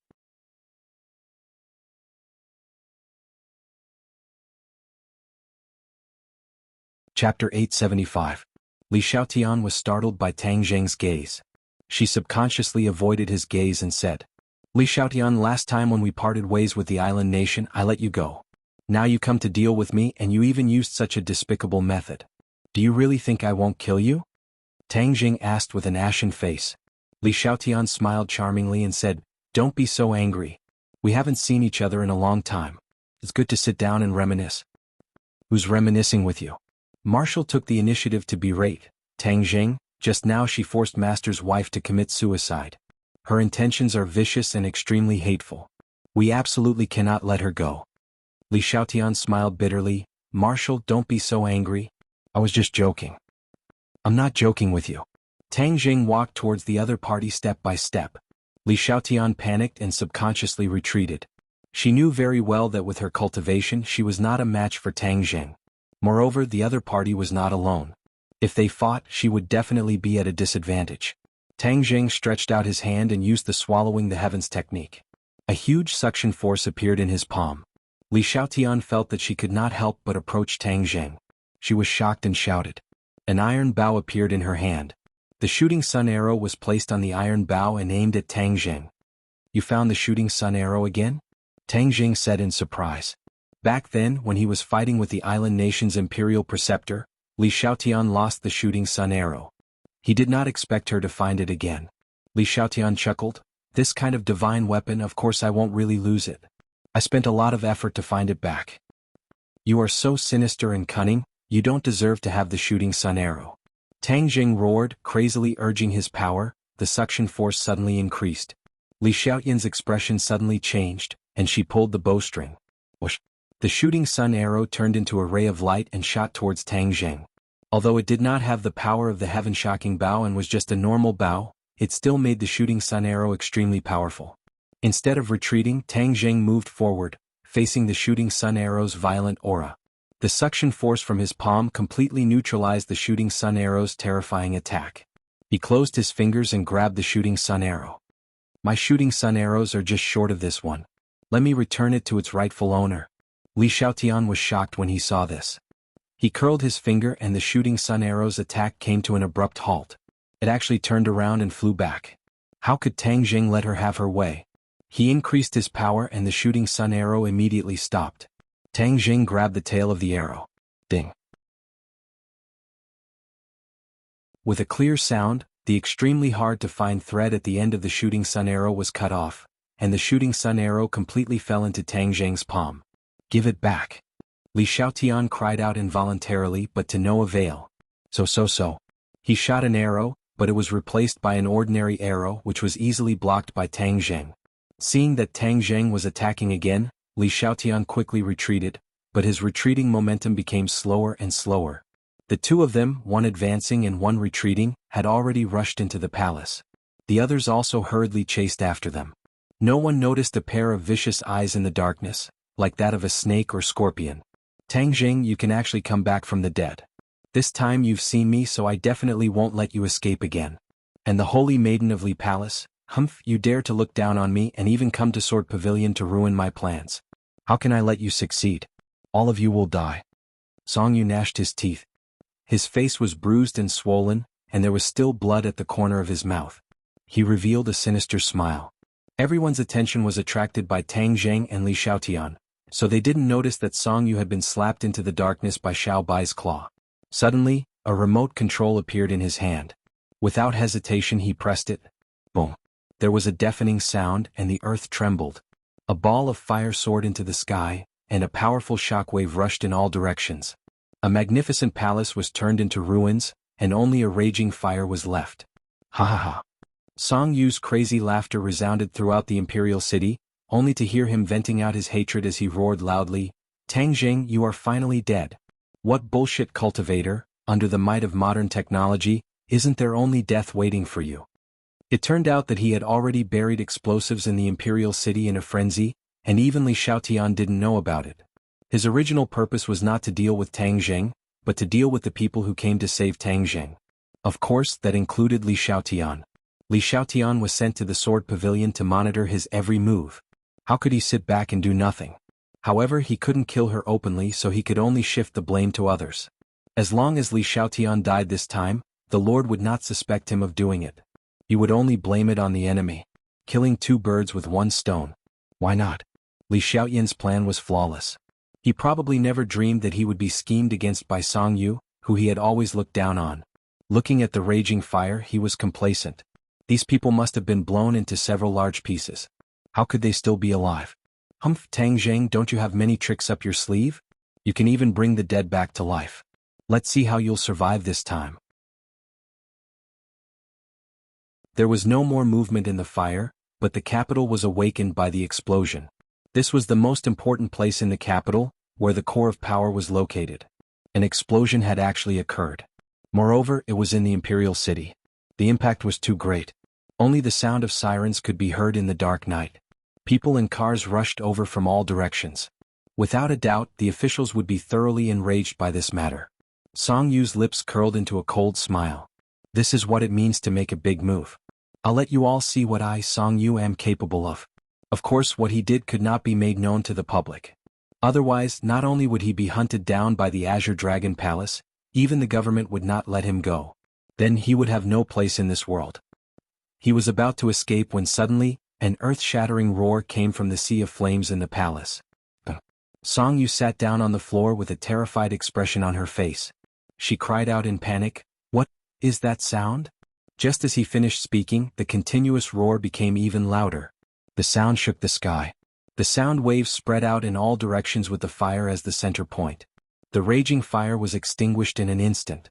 Yes, it was extinguished. The fire was extinguished in front of Song Yu's eyes. This was more immediate than any fire extinguisher in the world. especially the anger and majesty contained in the sound. It made his heart beat like a drum and he almost couldn't breathe. This seems to be the legendary dragon's roar? He muttered to himself. However, he felt that this was too inconceivable. It was simply impossible. Dragons were things of legend. Perhaps they were simply made up and did not exist in this world. His mind was in a mess. He sat on the floor and was unable to calm down for a long time. This was indeed a dragon's roar. The dragon's roar of a 5-clawed golden dragon. Just now, Tang Zheng and Li Xiaotian were fighting fiercely. Just as Li Xiaotian was about to be captured, suddenly an explosion rang out. Tang Zheng shouted loudly, but it was already too late for him to escape. Moreover, there were so many people here. Even if he escaped, what about the others? However, at the critical moment he did not completely panic. He suddenly remembered that under the palace, wasn't it the place where the 5-clawed golden dragon was imprisoned? That place was probably the safest place to avoid this explosion. In fact, this thought had been thought of in a flash, so his movements were extremely fast. Before the power of the explosion had completely affected them, he had activated the array formation of the palace. In the blink of an eye, they had moved from the palace to the long passageway below the imperial city. Then an even more intense explosion sounded. Fine dust fell from the top of his head, and even the soles of his feet shook a few times. However, he managed to stabilize himself in the end. Only then did the others react. They opened their eyes wide and looked around. The space here was not big. It was a long passageway and the light was very dim. Where are we? Lan Yu was the first to ask. Below the imperial city. Tang Jing replied. So there's such a place under the imperial city? I've lived in the capital for more than half my life. How come I didn't know? Yen Padian said in surprise. Tang Jing laughed.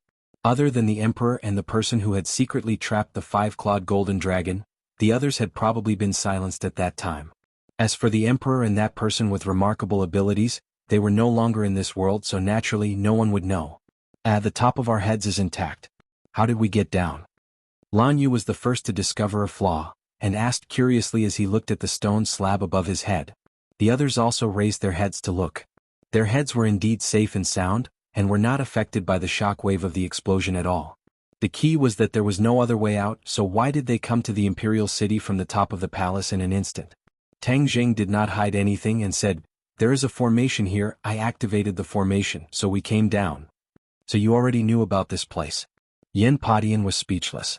He was a native of the capital, but he did not know as much as a foreign monk like Tang Jing. Tang Jing did not hide anything and nodded, yes, I knew about it a long time ago, but this place is extremely secretive, and involves many confidential matters, so I did not announce it to the public. What secret? Yen Padian asked curiously. Before Tang Jing could answer, Wu spoke first. Why is there an explosion? Tang Jing's expression turned cold and said, it must be Li Xiaotian, that sinister and cunning woman. No, she wouldn't be so stupid as to blow herself up as well. Lan Yu shook his head in denial. Song Yu. Tang Jing and Yen Padian shouted at the same time. The two of them looked at each other and had a new understanding of this young master Song. He was truly too vicious and merciless. Even his accomplice, Li Xiaotian, was not spared. He had created such a huge explosion in the capital. Who knew how big of a storm this explosion would cause? Suddenly, a dragon's roar rang out, interrupting their thoughts. Their minds were completely filled with this sound. Being so close to the 5-clawed golden dragon, the power of this dragon's roar was many times greater than outside. Everyone's expressions changed greatly, especially Marshall, whose cultivation was the weakest. He actually had the urge to kneel on the ground, and his face turned incomparably pale. What's that sound? Yen Padian and Lan Yu suppressed their palpitations and asked at the same time. Tang Jing shouted that something was wrong. He looked around and cried out, where's Li Xiaotian?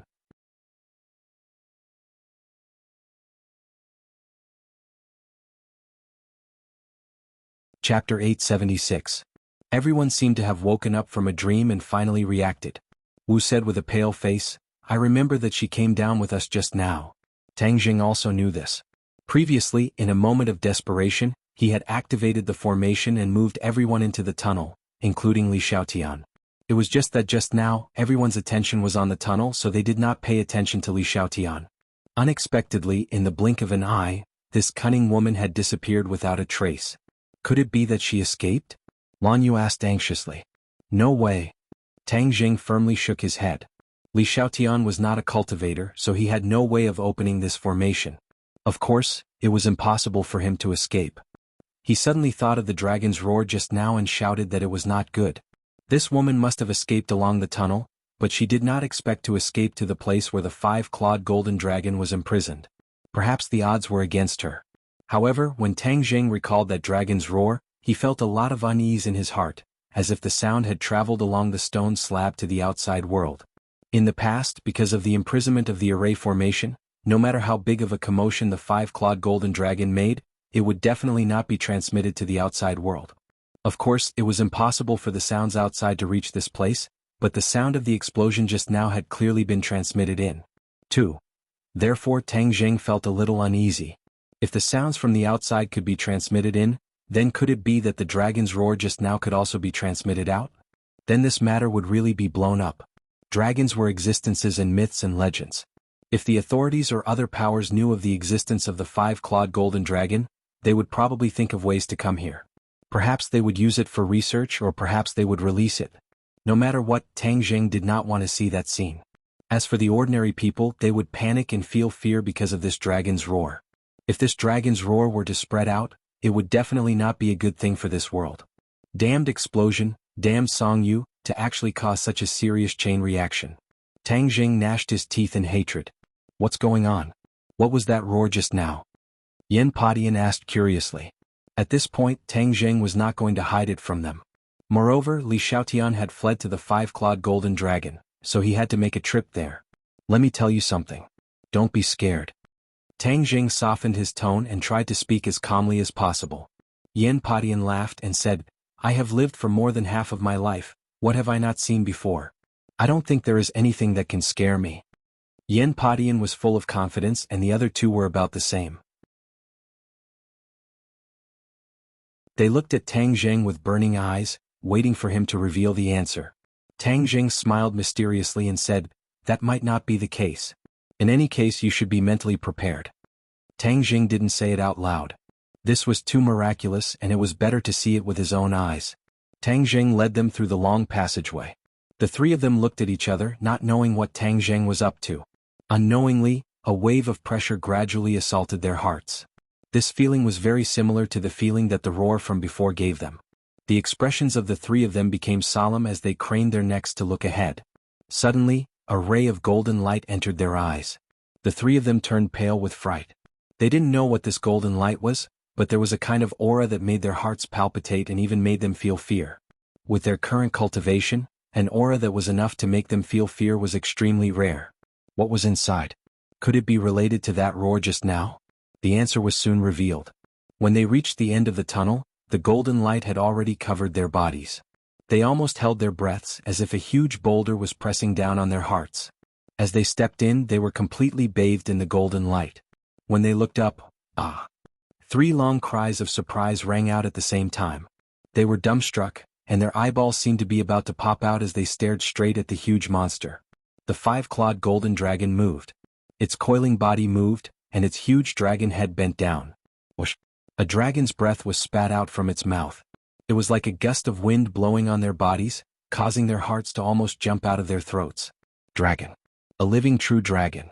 This was the only thought that echoed in their hearts for a long time. The rest of the thoughts were thrown out of their minds. Their minds were blank. For a moment they were stunned like puppets. Who are they? The five-clawed golden dragon was the first to break the silence. A dragon can speak? The three of them felt as if a clap of thunder rang out in their heads, causing them to feel dizzy.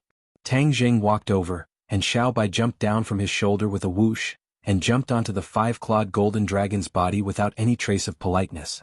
The three of them saw this and their hearts tightened. This was a dragon, why was Xiao Bai not afraid? And so rude. Little Zheng, be careful.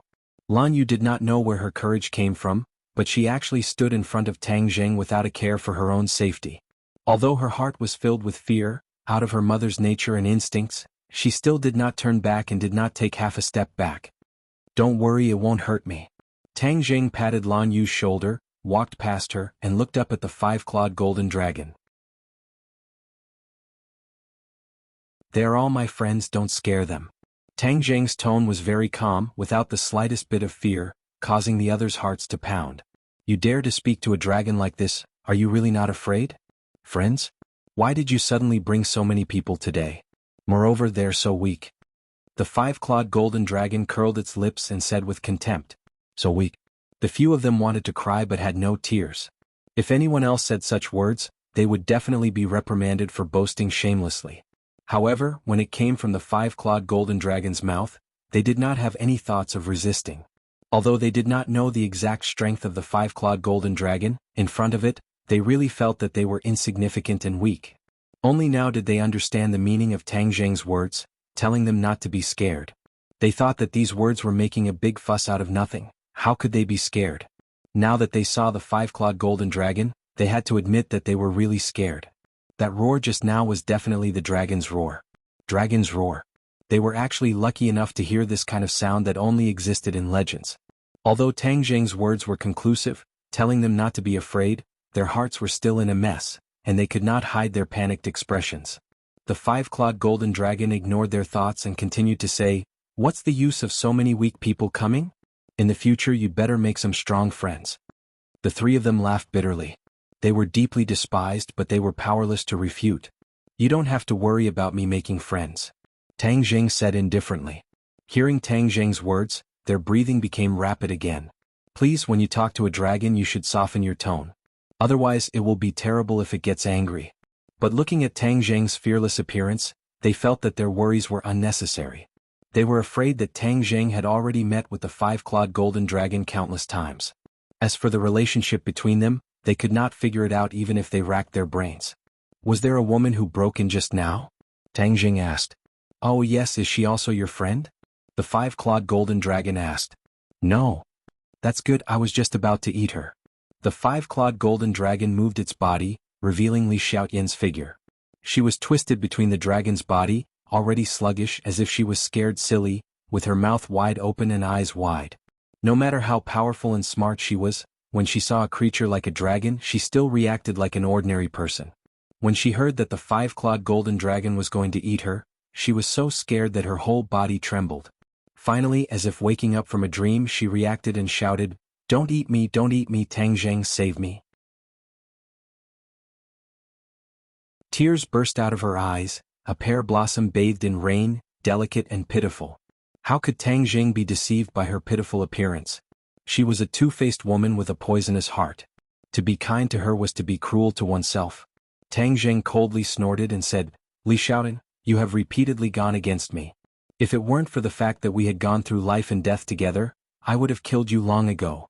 But this time you didn't repent and came to kill me and even attacked the people around me. Do you think I will let you go?" Li Xiaotian shook her head like a rattledrum and explained, No, this time it wasn't me who wanted to deal with you. This was all Song Yu's idea. It was his rotten idea in front of the Lord. He said that if he wanted to deal with you, he would first deal with the people around you. They are your fatal weakness. I was only sent by the Lord to assist him." Tang Zheng mockingly sneered and said, "Do you think I will still believe you? I don't expect you to believe me, but everything I said is the truth." Li Xiaotian seemed to have grabbed onto a life-saving straw, refusing to let go, and explained pitifully, "You are the holy maiden of the Li Palace, but who is Song Yu? The Azure Dragon Hall Lord valued him, but not you, and even let you only assist him. How is that possible? I think this time it is you who is in charge and he is the support." Tang Zheng was not an idiot and hit the nail on the head. "Now you are wrong. Song Yu is not the same as before. You know, before the Sword God died he passed Sword Pavilion to him, so he is now the master of Sword Pavilion. His position is equal to our Li Palace's palace master. Although I am the holy maiden of the Li Palace, how could I dare to compete with him?" Li Xiaotian said half-truthfully. It was true that Song Yu was the master of Sword Pavilion in name, but he was restricted everywhere. Moreover, his cultivation was not good, so how could he be compared to Granny Li? Tang Zheng looked at her curiously. This was something he did not know.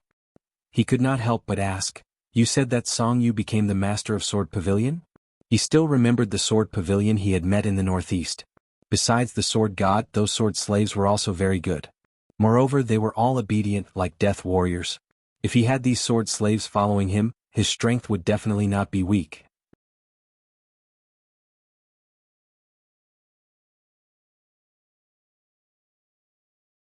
Chapter 877. Tang Jing had to admit that Li Xiaotian had a glib tongue and was very provocative and bewitching. But thinking of her various actions, Tang Jing suppressed that trace of kindness and said with a murderous look, "You have a glib tongue, but I won't let you go even if you break the heavens." Li Xiaotian was very clear that she was on the chopping block and her life was in Tang Jing's hands, so she hurriedly said, "Tang Jing, listen to me. If you kill me, it won't do you any good. Instead, it will let Song Yu's scheme succeed. I have my own ways to deal with Song Yu. You don't need to worry. But if the venerable lord is deceived by Song Yu and thinks that you are the one who harmed me, then Song Yu's scheme will succeed and she will truly control Sword Pavilion. There will be endless troubles in the future." Tang Jing snorted and said disdainfully, "The sword god is many times more powerful than Song Yu. When he was in charge of Sword Pavilion, I wasn't afraid, so why would I be afraid of Song Yu?" Seeing that her every suggestion was refuted, Li Xiaotian was anxious and angry. How can a person of great ambition be so impulsive? "You should weigh the pros and cons," Tang Jing sneered. "As you said, I weighed the pros and cons and felt that killing you is more useful than keeping you alive." Li Xiaotian hurriedly shook her head. No, it's useless to kill me. A dead person is useless. Only by enduring and living can you make the best use of everything." Is an element of Tang Jing sneered. "Li Xiaotian, if you knew this would happen, then why did you do it in the first place? I advise you not to waste your saliva and cherish the last moments of your life." Tang Jing was determined this time. Li Xiaotian was as vicious and merciless as a snake. The most important thing was that she already knew about the existence of the five-clawed golden dragon. If what she said was true, she would go back and expose Song Yu's true face.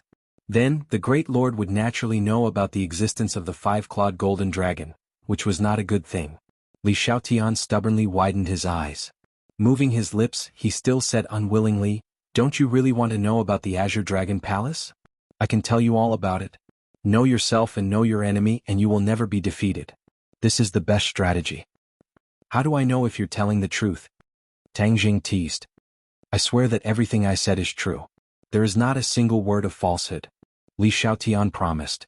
Tang Jing firmly shook his head. "There's no need for you to ask. I have my own ways to find out."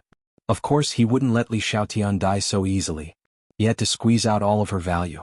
Among them, the most important thing was obviously the secret of the Azure Dragon Palace. She definitely knew a lot of secrets in this area, so he definitely couldn't let her commit suicide like Jianshi. Li Xiaotian was truly in despair. Tang Jing was stubborn. Even if she had a glib tongue, she wouldn't be able to shake Tang Jing's heart. Five-clawed golden dragon, let her go. The five-clawed golden dragon said unhappily, "She's my snack. I'm just borrowing her for a while. I'll return her to you in a while." Only then did the five-clawed golden dragon turn from worry to joy. "Then don't break my snack." When the others heard this, their expressions changed. Looking at the five-clawed golden dragon's mouth, their hearts turned cold. A single person wasn't enough to fill the gaps between its teeth. Marshall said, "She brought this upon herself. Just now she even wanted to harm you, mistress." Yin Padian and Lan Yu had yet to recover from their shock. They were thinking even more. Since even the legendary true dragon had appeared, the impact on their worldview could be imagined. Especially looking at the conversation between Tang Jing and the five-clawed golden dragon, it was as if they were on equal footing. This kind of relationship was too subtle and puzzling. What exactly was it about Tang Jing that the five-clawed golden dragon thought so highly of him? In addition, the most important thing was, why was there a dragon under the imperial city?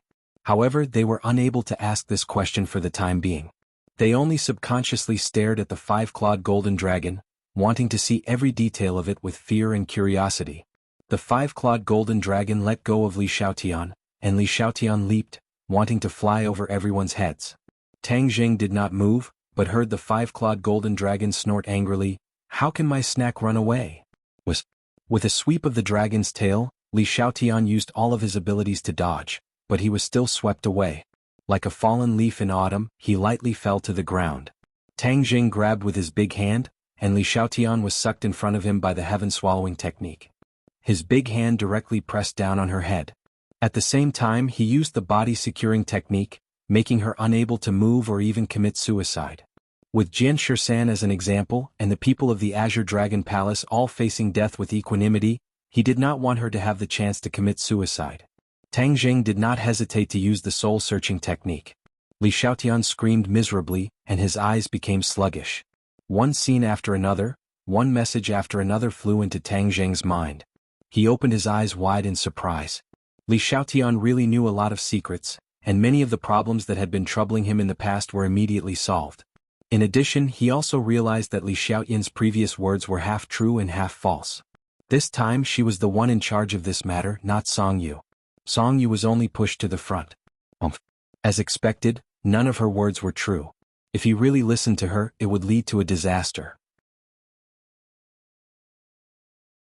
After a while, Tang Zheng loosened his grip, and Li Xiaotian's screams came to an abrupt end. His eyes closed and he fell limply to the ground. What happened to her? The others asked. She just fainted. Tang Zheng clapped his hands. The information he had gathered was too complicated, and he still needed to calm down and organize it. Of course, now was not the time. Tang Zheng looked at Li Xiaotian expressionlessly and said to the five-clawed golden dragon, "I'll leave her to you. You used the soul-searching technique on her?" The five-clawed golden dragon asked. Tang Zheng nodded. "Why didn't you say so earlier? Now that she's turned into a fool, what's the point of eating it?" "I don't want it."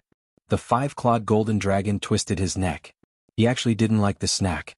Tang Zheng was stunned for a moment and said, "You don't want it?" "Yes." "Then just kill her," Tang Zheng said casually.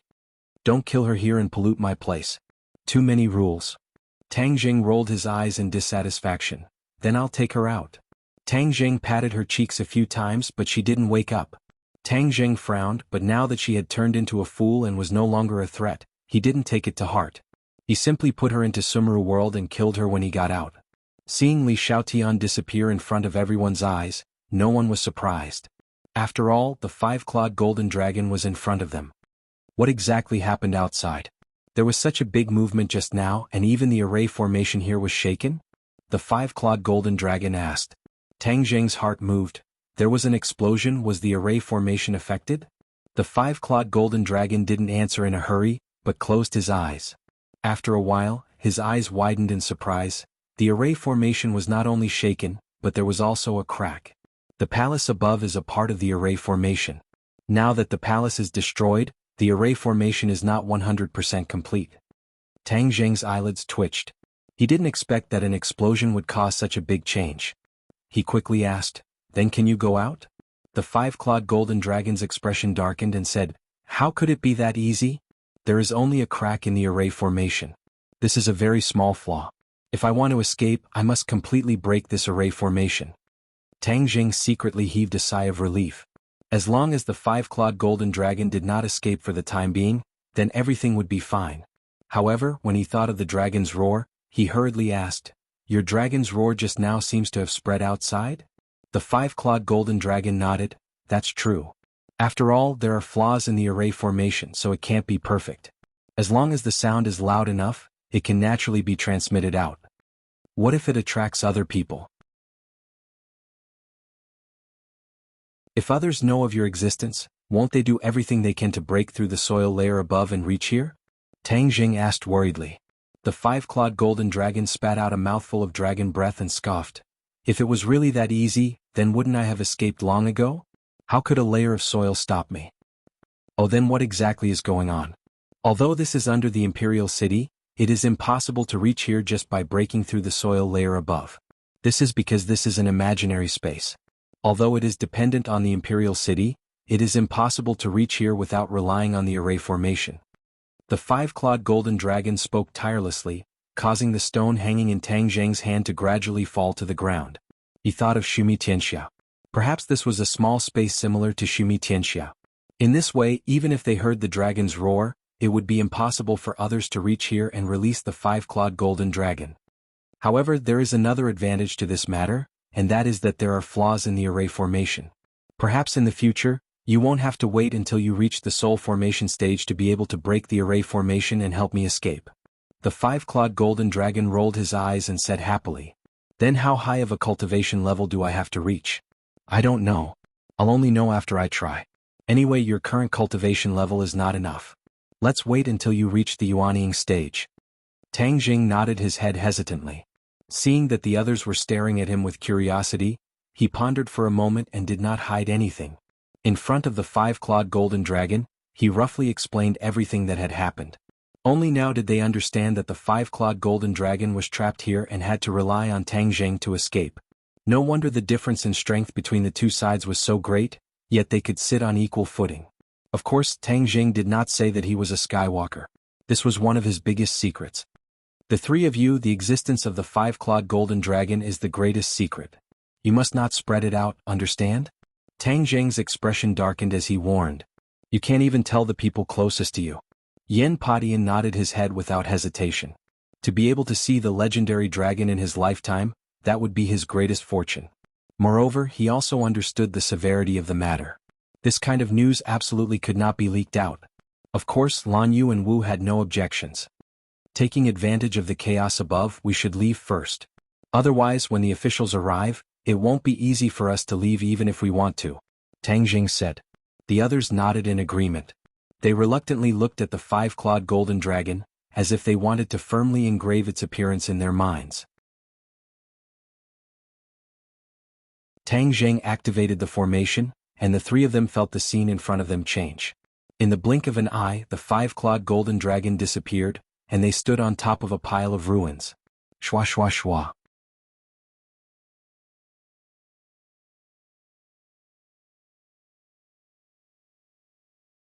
Chapter 878. The dazzling light shone down like it was daytime, firmly focused on them. Shit. Tang Jing secretly cried out and hurriedly looked around. Sure enough, the surroundings were already filled with people. The police with loaded guns had already surrounded the ruins so that not even a drop of water could trickle through. Each one of them held a gun, the black muzzle of the gun pointed at them. Two people walked out from behind the crowd and exclaimed at the same time, "Tang Jing, you didn't die?" Ding Liang and number 2 looked at Tang Jing as if they had seen a ghost. They clearly already knew of his death. Tang Jing said with a smile, "I'm lucky I won't die." Ding Liang looked at him in disbelief, and number 2, who was beside him, also stared at them with a burning gaze, his sharp gaze sweeping over them.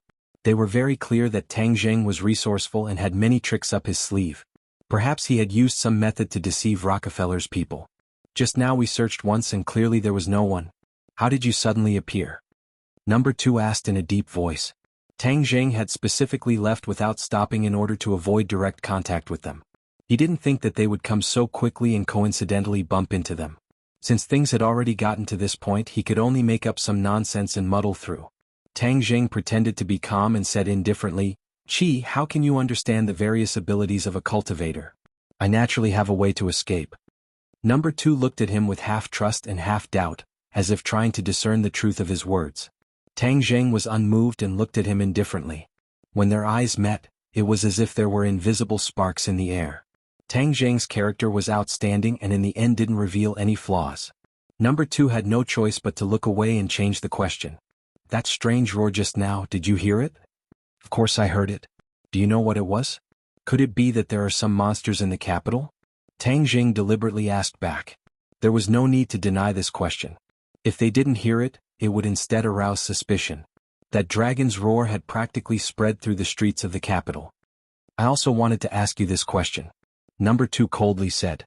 Tang Jing pretended to be stunned and asked in puzzlement, "Why are you asking me? I've never heard of such a sound." "Oh right, didn't the dragon group capture a lot of demonic beasts for research? Could it be those demonic beasts?" "How is that possible? Those demonic beasts have all been properly dealt with. Moreover, that voice clearly came from here." Number 2 pointed at his feet and said. Tang Jing shrugged, spread his hands and said helplessly, "Then I don't know." "Then ask me something you know. Where are Li Xiaotian and Song Yu? What's with this explosion?" Number 2 asked, unwilling to give up. Tang Jing said without hesitation, "Do you still need to ask? Of course the explosion was caused by Song Yu. That guy is crazy and tried to kill us with an explosion in the capital. He must have escaped long ago. You can't just turn a blind eye to it, right?" After pausing for a moment, he ambiguously continued, "As for Li Xiaodan, when the explosion happened, how could I care about anyone else? Perhaps she was killed by the explosion." "Killed by the explosion?" Number 2 and Ding Liang looked at each other. Both of them weren't too sure. The power of the explosion just now was indeed too great.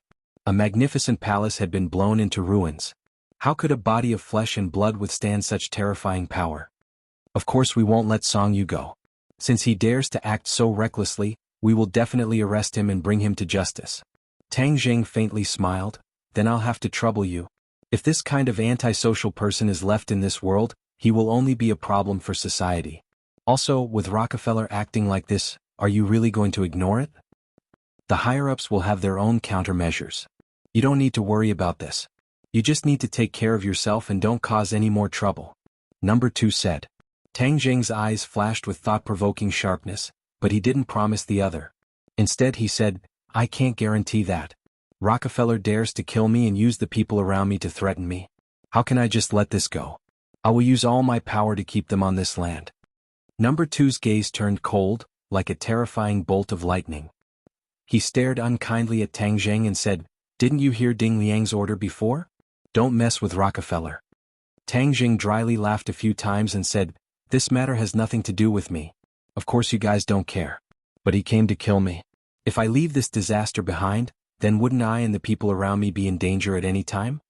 It's better to squash enmity than keep it alive. Some things can't be solved.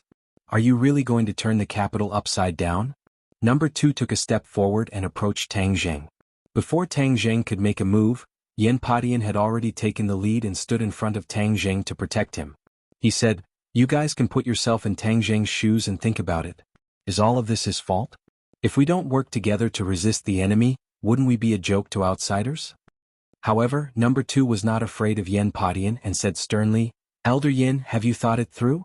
Could it be that your Yin family really wants to get involved in this mess?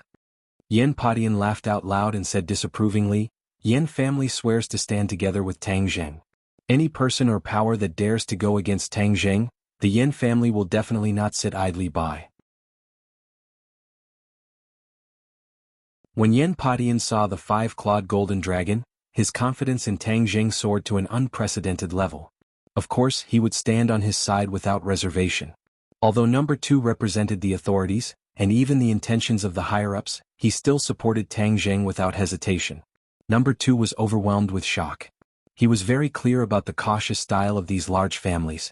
Although the Yin family was the leader of the large families in the past and had great strength, they had never gone against the authorities. However, this time he clearly supported Tang Jing, which was equivalent to standing on the opposite side of the authorities. Furthermore, Immortality was very clear about who exactly Number 2 represented, but he still did not turn back. This couldn't help but shock Number 2. Could it be that Immortality thought so highly of Tang Jing that he didn't even give face to the authorities? Immortality did not care about Number 2's thoughts, he only looked at him firmly, indicating his firm stance. Number 2 coldly snorted and did not comment. His gaze turned to Tang Jing and said, Tang Jing, you've caused such a big commotion, come with me, someone wants to see you. Tang Jing guessed that the chief definitely wanted to see him. Since the matter had become so big, it wouldn't be bad to test the other party's bottom line. Although even if the other party explicitly opposed it, he would still attack Rockefeller without hesitation. I'll go with you. Lan Yu said without hesitation, obviously afraid that his son would suffer. There were many experts in the inner palace and Tang Jing was alone. It was truly risky. Only Tang Jing can go. Number 2 did not show any mercy and looked deeply at Lan Yu. Of course he knew Lan Yu's identity. She was the wife of the previous martial sect's sect master and Tang Jing's biological mother. Even if she threw away these identities, she was still a great master martial artist and was not someone to be underestimated. Tang Jing was full of confidence as he shook his head and said, Don't worry, I'm fine. But Lan Yu still wanted to dissuade him, but Tang Jing smiled and shook his head. His voice became gentler as he said, Go home and wait for me. Seeing her son speak so gently to her, Lan Yu was stunned, and her eyes sparkled as she looked at him. Tang Jing's attitude towards Lan Yu became much better. Although he could not personally call her mother, he was no longer as cold as before. Okay.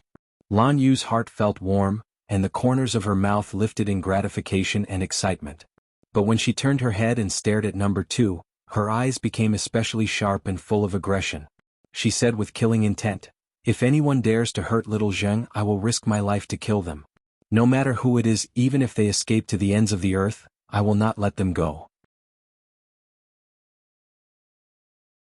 This blatant threat made Number 2 unable to do anything.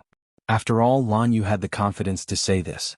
Ding Liang hurriedly tried to smooth things over and said, Everyone, don't misunderstand. Tang Jing is just going back to cooperate with the investigation. Nothing will happen. You guys go back. Wait for me to come back, then we'll discuss how to deal with Rockefeller and Song Yu. Tang Jing said without any hesitation. The few of them nodded, and with a tap of their feet, they flew out from the encirclement. With a few ups and downs, they disappeared into the night. The surrounding policemen were dumbstruck. Let's go. Number 2 said coldly to Tang Jing. Tang Jing smiled and took a car with Number 2 and Ding Liang to the heavily guarded courtyard house. But along the way, Tang Jing saw that there were many more people on the streets. Although it was early in the morning, many citizens were walking on the streets. It was obvious that such a big commotion had disturbed their good dreams, and they all ran out to see what was going on. However, this was easier said than done. The streets and alleys were already filled with armed policemen, and there were also many soldiers who had joined in to maintain order and separate the crowd. The imperial city was already heavily protected, and no one was allowed to get close.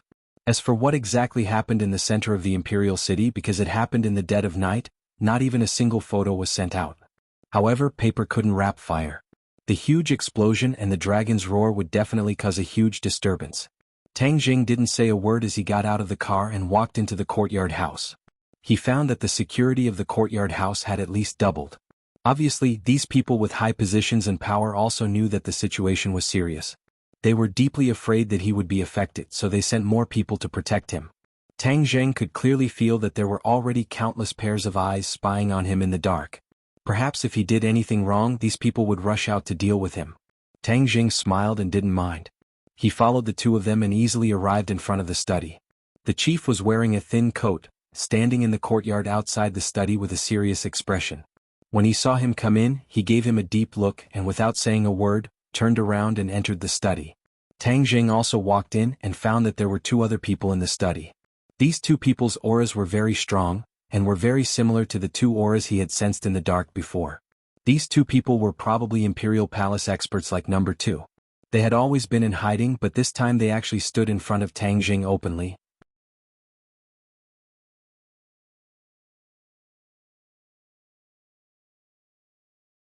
Chapter 879. Tang Jing glanced at Number 1 and Number 3, completely unconcerned. He had no ill intentions towards the bureau chief, so why should he be afraid of them? The bureau chief's face darkened as he looked at Tang Jing sternly and said, "Do you know what you've done?" Tang Jing calmly accepted it and lightly said, "Could it be that you think that I was the one who started all of this?" The bureau chief was slightly startled. He didn't expect Tang Jing to dare to refute him. This was a challenge to his authority. In that instant, his gaze became extremely sharp. The atmosphere in the study changed. Number 1, 2, and 3 all tensed up, as if they would take down Tang Jing as soon as the bureau chief gave the order. The bureau chief didn't give the order in the end. He only stared at Tang Jing sternly as if trying to see through his thoughts. Tang Jing was like a big ball of cotton, causing all the power he released to disappear. He helplessly snorted angrily and said, "What's with that roar?" Obviously, compared to other things, that dragon's roar was what he was most concerned about. Tang Jing shook his head as usual and pretended not to know. He said, "I don't know. I guess it's the sound of some monster." Monster, what monster?" the bureau chief asked, unwilling to give up. Tang Jing shrugged and said, "There are millions of monsters in the world. How can I recognize all of them? Moreover, it's just a sound, so I can't tell." The bureau chief looked at him suspiciously and suddenly said, "Someone said it's a dragon's roar. What do you think?" Tang Jing raised his eyebrows and pretended to be surprised. He asked, "Dragon's roar? Are there really dragons in this world?" He didn't seem to have any flaws, as if it was really the first time he heard of such a judgment. But his heart was beating like a drum. To be able to judge that it was a dragon's roar with just a roar, it seemed that the officials had many talents and guessed correctly. Number 2 also asked in surprise, "It's really a dragon's roar?" Obviously, it was also his first time hearing of such a judgment. Number 1 and Number 3 obviously knew about this beforehand. They glared at Number 2 fiercely, indicating for him to keep quiet. After Number 2's interruption, the bureau chief's aura weakened a little, but he still persisted in asking, "You don't think it's the dragon roar?"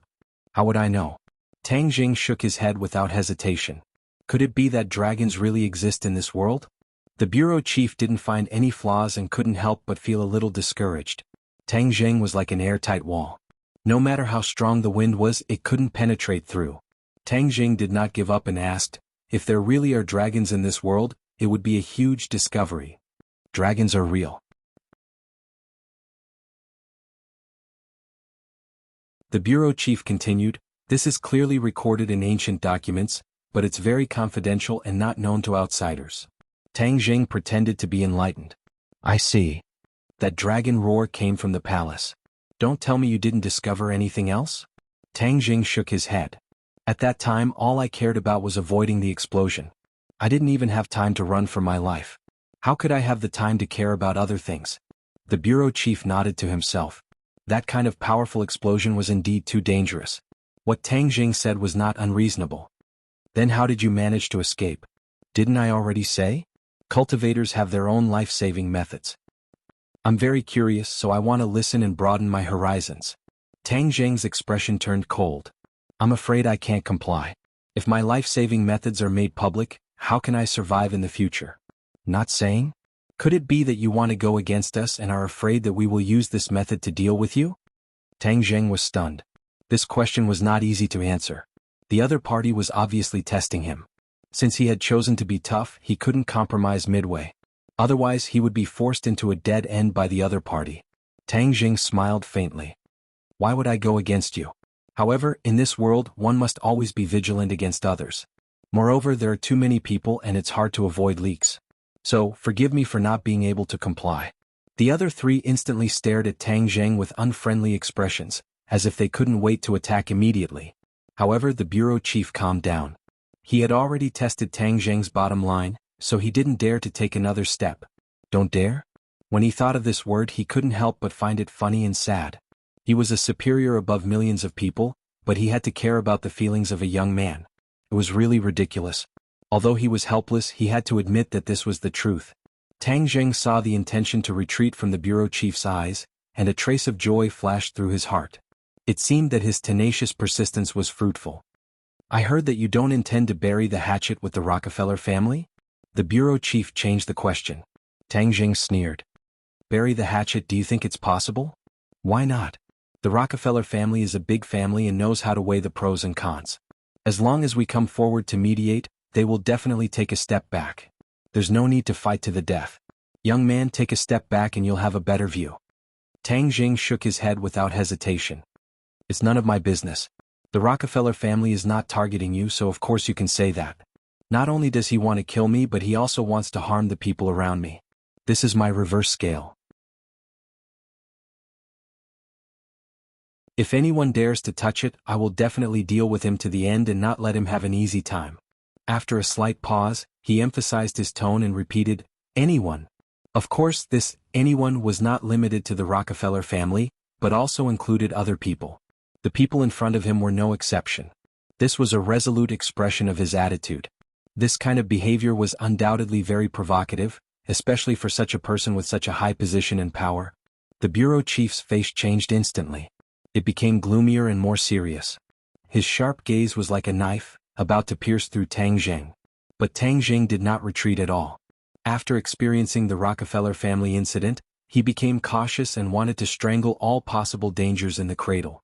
It didn't matter if they dealt with him, but if they dared to target the people around him, then he would definitely be angrier and fight to the death with them. The bureau chief understood the deep meaning in Tang Jing's words. That was why he was so angry. He was threatening him to his face.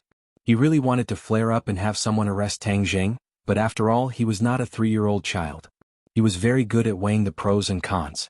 At this moment, having an enemy like Tang Jing was definitely not a good thing for him. So, he took a few deep breaths and finally suppressed the anger in his heart. He looked at Tang Jing and said, "Rockefeller is not so easy to deal with. If you cause such a big disturbance again, then I won't sit back and do nothing. That's not up to me. You know what kind of people the Rockefeller family is. Bats, werewolves, these guys will definitely cause panic when they appear in public. This is not something I can control. Actually, I have a very good suggestion. You find Rockefeller's people and then I'll deal with them myself. It's better for everyone to end this matter early." Although Tang Jing knew Rockefeller's hiding place from Li Xiaotian's mind, with such a big commotion in the imperial city this time, Rockefeller was not stupid. He must have moved long ago. If there was official assistance, it would definitely be twice the result with half the effort. These people who were hiding their heads and tails would definitely not be able to escape. However, the bureau chief shook his head firmly. No. Even though Tang Jing felt a bit regretful, there was nothing he could do. He shrugged his shoulders and said, then I will dig 3 feet into the ground to find them. However, if the commotion is too big, then don't blame me. Impudent. Number 1 suddenly shouted, his eyes glaring angrily. The corners of Tang Zheng's mouth curled up in a cold smile. He met Number 1's eyes and said, "What do you want? Tang Zheng, are you still from Wuxia? How dare you be so rude to the bureau chief?" Number 1 scolded. Tang Zheng laughed loudly. "If I'm not from Wuxia, why would I be standing here? When my life and the lives of my family were threatened, where were you? Now you're here to question whether I'm from Wuxia. What right do you have? Or let me ask you bluntly, who do you think you are?" This attitude was undoubtedly arrogant to the extreme, as if he was scolding the locust tree. But what he said was not without reason. Tang Zheng was a young man, so he had the hot-bloodedness of a young man. If he acted like an old and wise person in everything, then there would be a problem. Tang Zheng had experienced so many big and small battles, so the hot-bloodedness in his bones was very strong. It was just that he had been deliberately suppressing it. Now that it was stimulated by Number 1's questioning, the atmosphere became very tense, as if both sides could start fighting at any time. Number 1's face turned red from the questioning and he muttered, "The country has its own considerations. How can you sacrifice the interests of the whole for your own personal interests?" "I don't care about the interests of the whole, I only care about myself. Only when I'm not threatened can I care about others. Moreover, without an individual, how can there be a whole?" Tang Zheng was very eloquent and was not something a martial artist like Number 1 could compare to. For a moment, Number 1 was refuted until he was speechless. The bureau chief's expression was uncertain, and he kept staring at Tang Zheng. Seeing Tang Zheng's hot-bloodedness, he was not surprised. The so-called hot-bloodedness, to him, was just the impulsiveness of a young and ignorant person. If a young man was too mature and wise and too shrewd, this was what he was most afraid of. Looking at the impulsive Tang Zheng, he felt a sense of relief. Young people. There was a limit to their shrewdness, so they were easy to deal with. For a moment he could not help but feel relieved. He threw this conflict to the back of his mind and waved his hand, indicating that the two of them should stop talking. After this incident, he believed Tang Zheng's words a little more. After all, the dragon was a legendary existence. How could Tang Zheng have the ability to meet a dragon? Moreover, if he really met a dragon, could he still survive? Dragons were noble and mysterious, but it was said that they were violent by nature. Tang Zheng did not have the ability to make a dragon treat him differently. After thinking through all this, the bureau chief's expression turned from dark to bright, and a smile appeared on his lips. He softened his tone and said, "After all, Rockefeller is closely related to the Atlantic Empire. The government will not step in. This will cause more conflict. As for you, we can't do anything about it."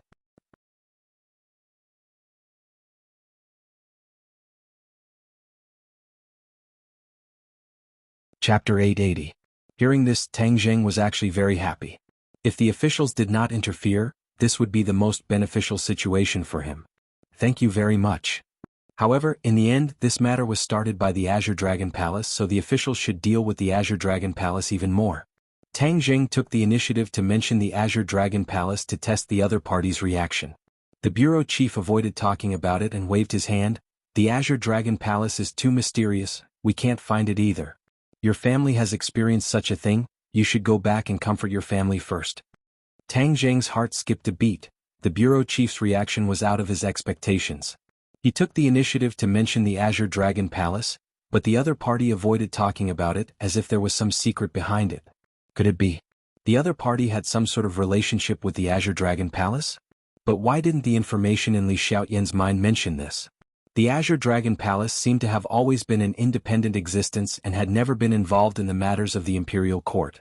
Logically speaking, the Azure Dragon Palace shouldn't have anything to do with the other party. Tang Zheng secretly shook his head. There must be some unknown secret behind this, and he had no way of knowing it for the time being. He bid farewell and left, only to discover that the sky had turned white. After this night of torment, the capital would definitely be very lively today. After Tang Zheng left, Number 1 could not hide his anger as he said, "Bureau Chief, Tang Zheng is too arrogant, challenging authority. This kind of person cannot stay for long." The bureau chief smiled confidently. Although he challenges authority, he is also a useful chess piece. As long as he is used properly, he will be able to unleash a great deal of power. Moreover, he has the Empyrean fairy Tianchanzi and the Yen family behind him. If we touch him, it will affect the whole body, and the gains will not make up for the losses. Bureau Chief is wise. It was my fault for not thinking it through. Bureau Chief, this time, Yen Potion's attitude is very unyielding. It seems that he has sworn to stand together with Tang Zheng. This is not a good sign. Number 2 recalled Yen Potion's attitude from before and said thoughtfully. A glint flashed across the Bureau Chief's eyes as he said, "The Yen family is arrogant. Now that the other 2 families have fallen, the Yen family is in the limelight. However, the tallest tree in the forest will be destroyed by the wind. Isn't there still the Ye family in the capital? We must support the Ye family. We must not let the Yen family dominate the family." Understood. Even in his dreams, Yi Xuanji would never have thought that such a good thing would fall on his head. Originally, he was just hiding like a turtle, waiting for an opportunity to make his move.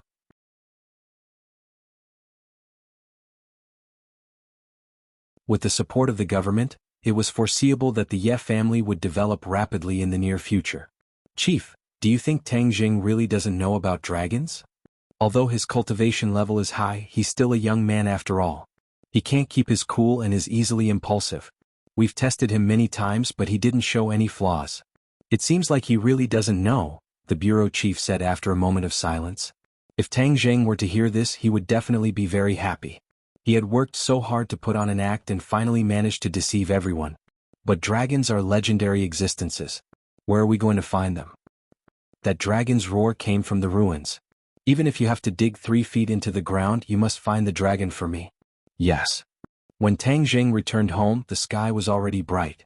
However, he suddenly discovered that there were traces of battle in front of the villa. He turned pale with fright. Could it be that this place was also attacked? He hurriedly rushed into the house, only to find that everyone was sitting in the living room, safe and sound. When they saw that he had returned, everyone stood up one after another. Are you okay? Faced with all the greetings, Tang Zheng revealed a trace of a warm smile and said, I'm okay? That's good. I thought they were really going to do something to you. Humph, if they really dared to do that, Lan Yu will fight them to the end even if it means risking my life. Lan Yu was like a tigress, protecting the tiger cub Tang Zheng. What happened outside? Tang Zheng pointed outside the house and asked. Someone came to attack us last night but we've already beaten them back. Tang Zheng was overwhelmed with shock. Fortunately, he had left the Empyrean ferry behind. Otherwise it would not have been so easy for others. Rockefeller's people? No, Island Nation's people. Island Nation's people? Tang Zheng was shocked. Weren't the people of the Island Nation close to the 100 Faces Star-Lord? Could it be that the 100 Faces Star-Lord had also come to the capital? However, if there was 100 Faces Star-Lord in the attack last night, then the battlefield would definitely not be like this. What about the people of the Island Nation? There were a lot of casualties and then they fled. We were worried that there would be an ambush, so we did not chase after them. However, it was a woman who led the team. Fang Shishir said. It's Junko. Wu said. She had seen Junko in the Island Nation before, so she was naturally familiar with her. Tang Zheng was shocked. Junko of the Imperial Preceptor's mansion. The Imperial Preceptor was dead, but she was still alive. It seemed that she had inherited the Imperial Preceptor's mansion. This time, his enemies were here, the Imperial Preceptor's mansion and the Rockefeller family. Without a doubt, these two groups of unrelated people gathered together because of the Azure Dragon Palace's conspiracy. Moreover, the information obtained from Li Xiaotian also confirmed this point. Where's Junko? Did you catch her? No, this woman is too cunning. She escaped. Tang Zheng looked at the Empyrean Fairy and asked, Did the 100 Faces Star-Lord come? The Empyrean Fairy shook her head. He didn't come, but the strength of these people last night is not to be underestimated, especially that Junko. She is actually in the Master Realm and knows some strange spells. Master Realm? Tang Zheng was shocked. He still remembered that Junko was only in the innate realm, but she reached the Master Realm in such a short time. He was afraid that only the 100 Faces Star-Lord could do this.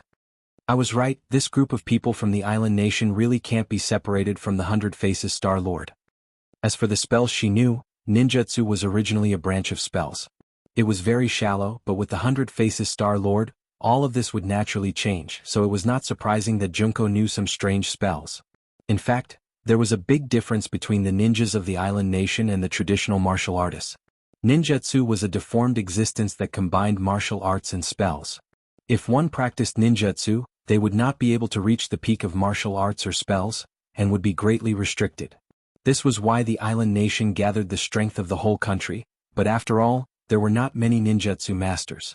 There was no other way, the route was restricted. However, this also led to an advantage, that was, they could not only practice martial arts but also some shallow spells. It could be imagined that the person who created the ninjutsu back then was also a genius. However, with the 100 Faces Star Lord, this situation would definitely be broken. He would teach these people authentic spells, so they would gradually abandon their identity as martial artists and turn into cultivators. However, there was still a problem with the foundation of these people, so even if they cultivated authentic spells, it would be impossible for them to achieve much, unless their talent was extremely outstanding. As long as everyone is fine, it's fine. It seems that we have another mission this time. Not only do we have to find Rockefeller, we also have to find this group of island nation monkeys. Tang Jing said. Yan Padian patted his chest and said confidently, Tang Jing, don't worry, our people have already spread out, and even if we want to find a needle in a haystack, I will still fish them out, not to mention that they are not even needles. The most important thing is to prevent them from escaping. Since they have barged in, then we must close the door and beat the dog, catching a turtle in a jar. We definitely cannot let them escape. Tang Jing said as he clenched his fists. Don't worry, even if I have to risk my life, I won't let them succeed. Although Yan Padian had experienced an entire night of turmoil, his face was flushed red as if he had regained his youth. He was extremely excited. Obviously, this was the aftereffect of seeing the 5-clawed golden dragon. Tang Jing saw Yan Qingyi in the crowd and was surprised that she was here. He nodded slightly at her. Yan Qingyi nodded in return and asked the question in everyone's heart. Tang Jing, how did you come back from the dead? Seeing that everyone was looking at him curiously, Tang Jing laughed and said, I didn't come back from the dead, I just entered a state of near death. Fortunately, Xiaobai helped me and gave me a pill, so I was pulled back from the gates of hell and caught them off guard. Only then did everyone pat their chests. So that was how it was. If a person really came back from the dead, that would be too inconceivable. Yan Qingyi's face reddened. She had predicted that Tang Jing was dead and then came back to life. She was completely wrong. What he saw in his prophecy was only a picture, so he did not know all the information. Naturally, there would be discrepancies in his deductions. But even so, everyone was still afraid. After walking through the gates of hell, if they were the slightest bit careless and made a mistake, then it was really possible for them to step into the gates of hell and never return. When Mu Hongyan thought about it, she felt a lingering fear in her heart, but she was also incomparably moved. Although Tang Jing did not really commit suicide, such an action still made her extremely grateful. Tang Jing, thank you. In her excitement, she actually threw herself into Tang Jing's embrace without hesitation and hugged him tightly. Everyone fell into silence as they watched all of this with their mouths agape. Mu Hongyan was not a young girl like Fang Shishir, so such an action was somewhat unexpected and even out of line. But at this time, no one raised any objections. Tang Jing was suddenly startled and somewhat embarrassed. His mind could not help but recall the bits and pieces of the past with Mu Hongyan. Her mature body was completely different from Fang Shishir and the others. She was like a ripe peach that could drip water with a light pinch. Just a little contact and feeling the amazing elasticity under her clothes could make one's imagination run wild. Mu Hongyan felt the warmth of his embrace and her heart beat rapidly like a little girl in love for the first time. There was a feeling of butterflies in her stomach. Her face suddenly turned red and she shyly thought, why am I like this? I'm not a little girl anymore. Only then did she realize how abrupt her action was. Everyone must be looking at her. However, how good would it be if she could always lean in this warm and broad embrace? To have such a person accompany and protect her, for any woman, it would be the greatest happiness in her life. Why would I think about this? I am a few years older than him and I am also the mother of his child. How can I let my imagination run wild, shameless? She fiercely criticized herself in her heart and quickly let go of Tang Jing. She pretended to be calm and said, Tang Jing, thank you for risking your life to save me. You're tuning in to the Han Li's Wuxia Adventures YouTube channel. We're so grateful for your support and don't forget to subscribe to join us on this incredible journey through captivating stories. Your generosity through donations truly makes a world of difference, as it's the primary source of revenue that allows me to expand and enhance this channel for you. Thank you from the bottom of my heart for being a part of this adventure.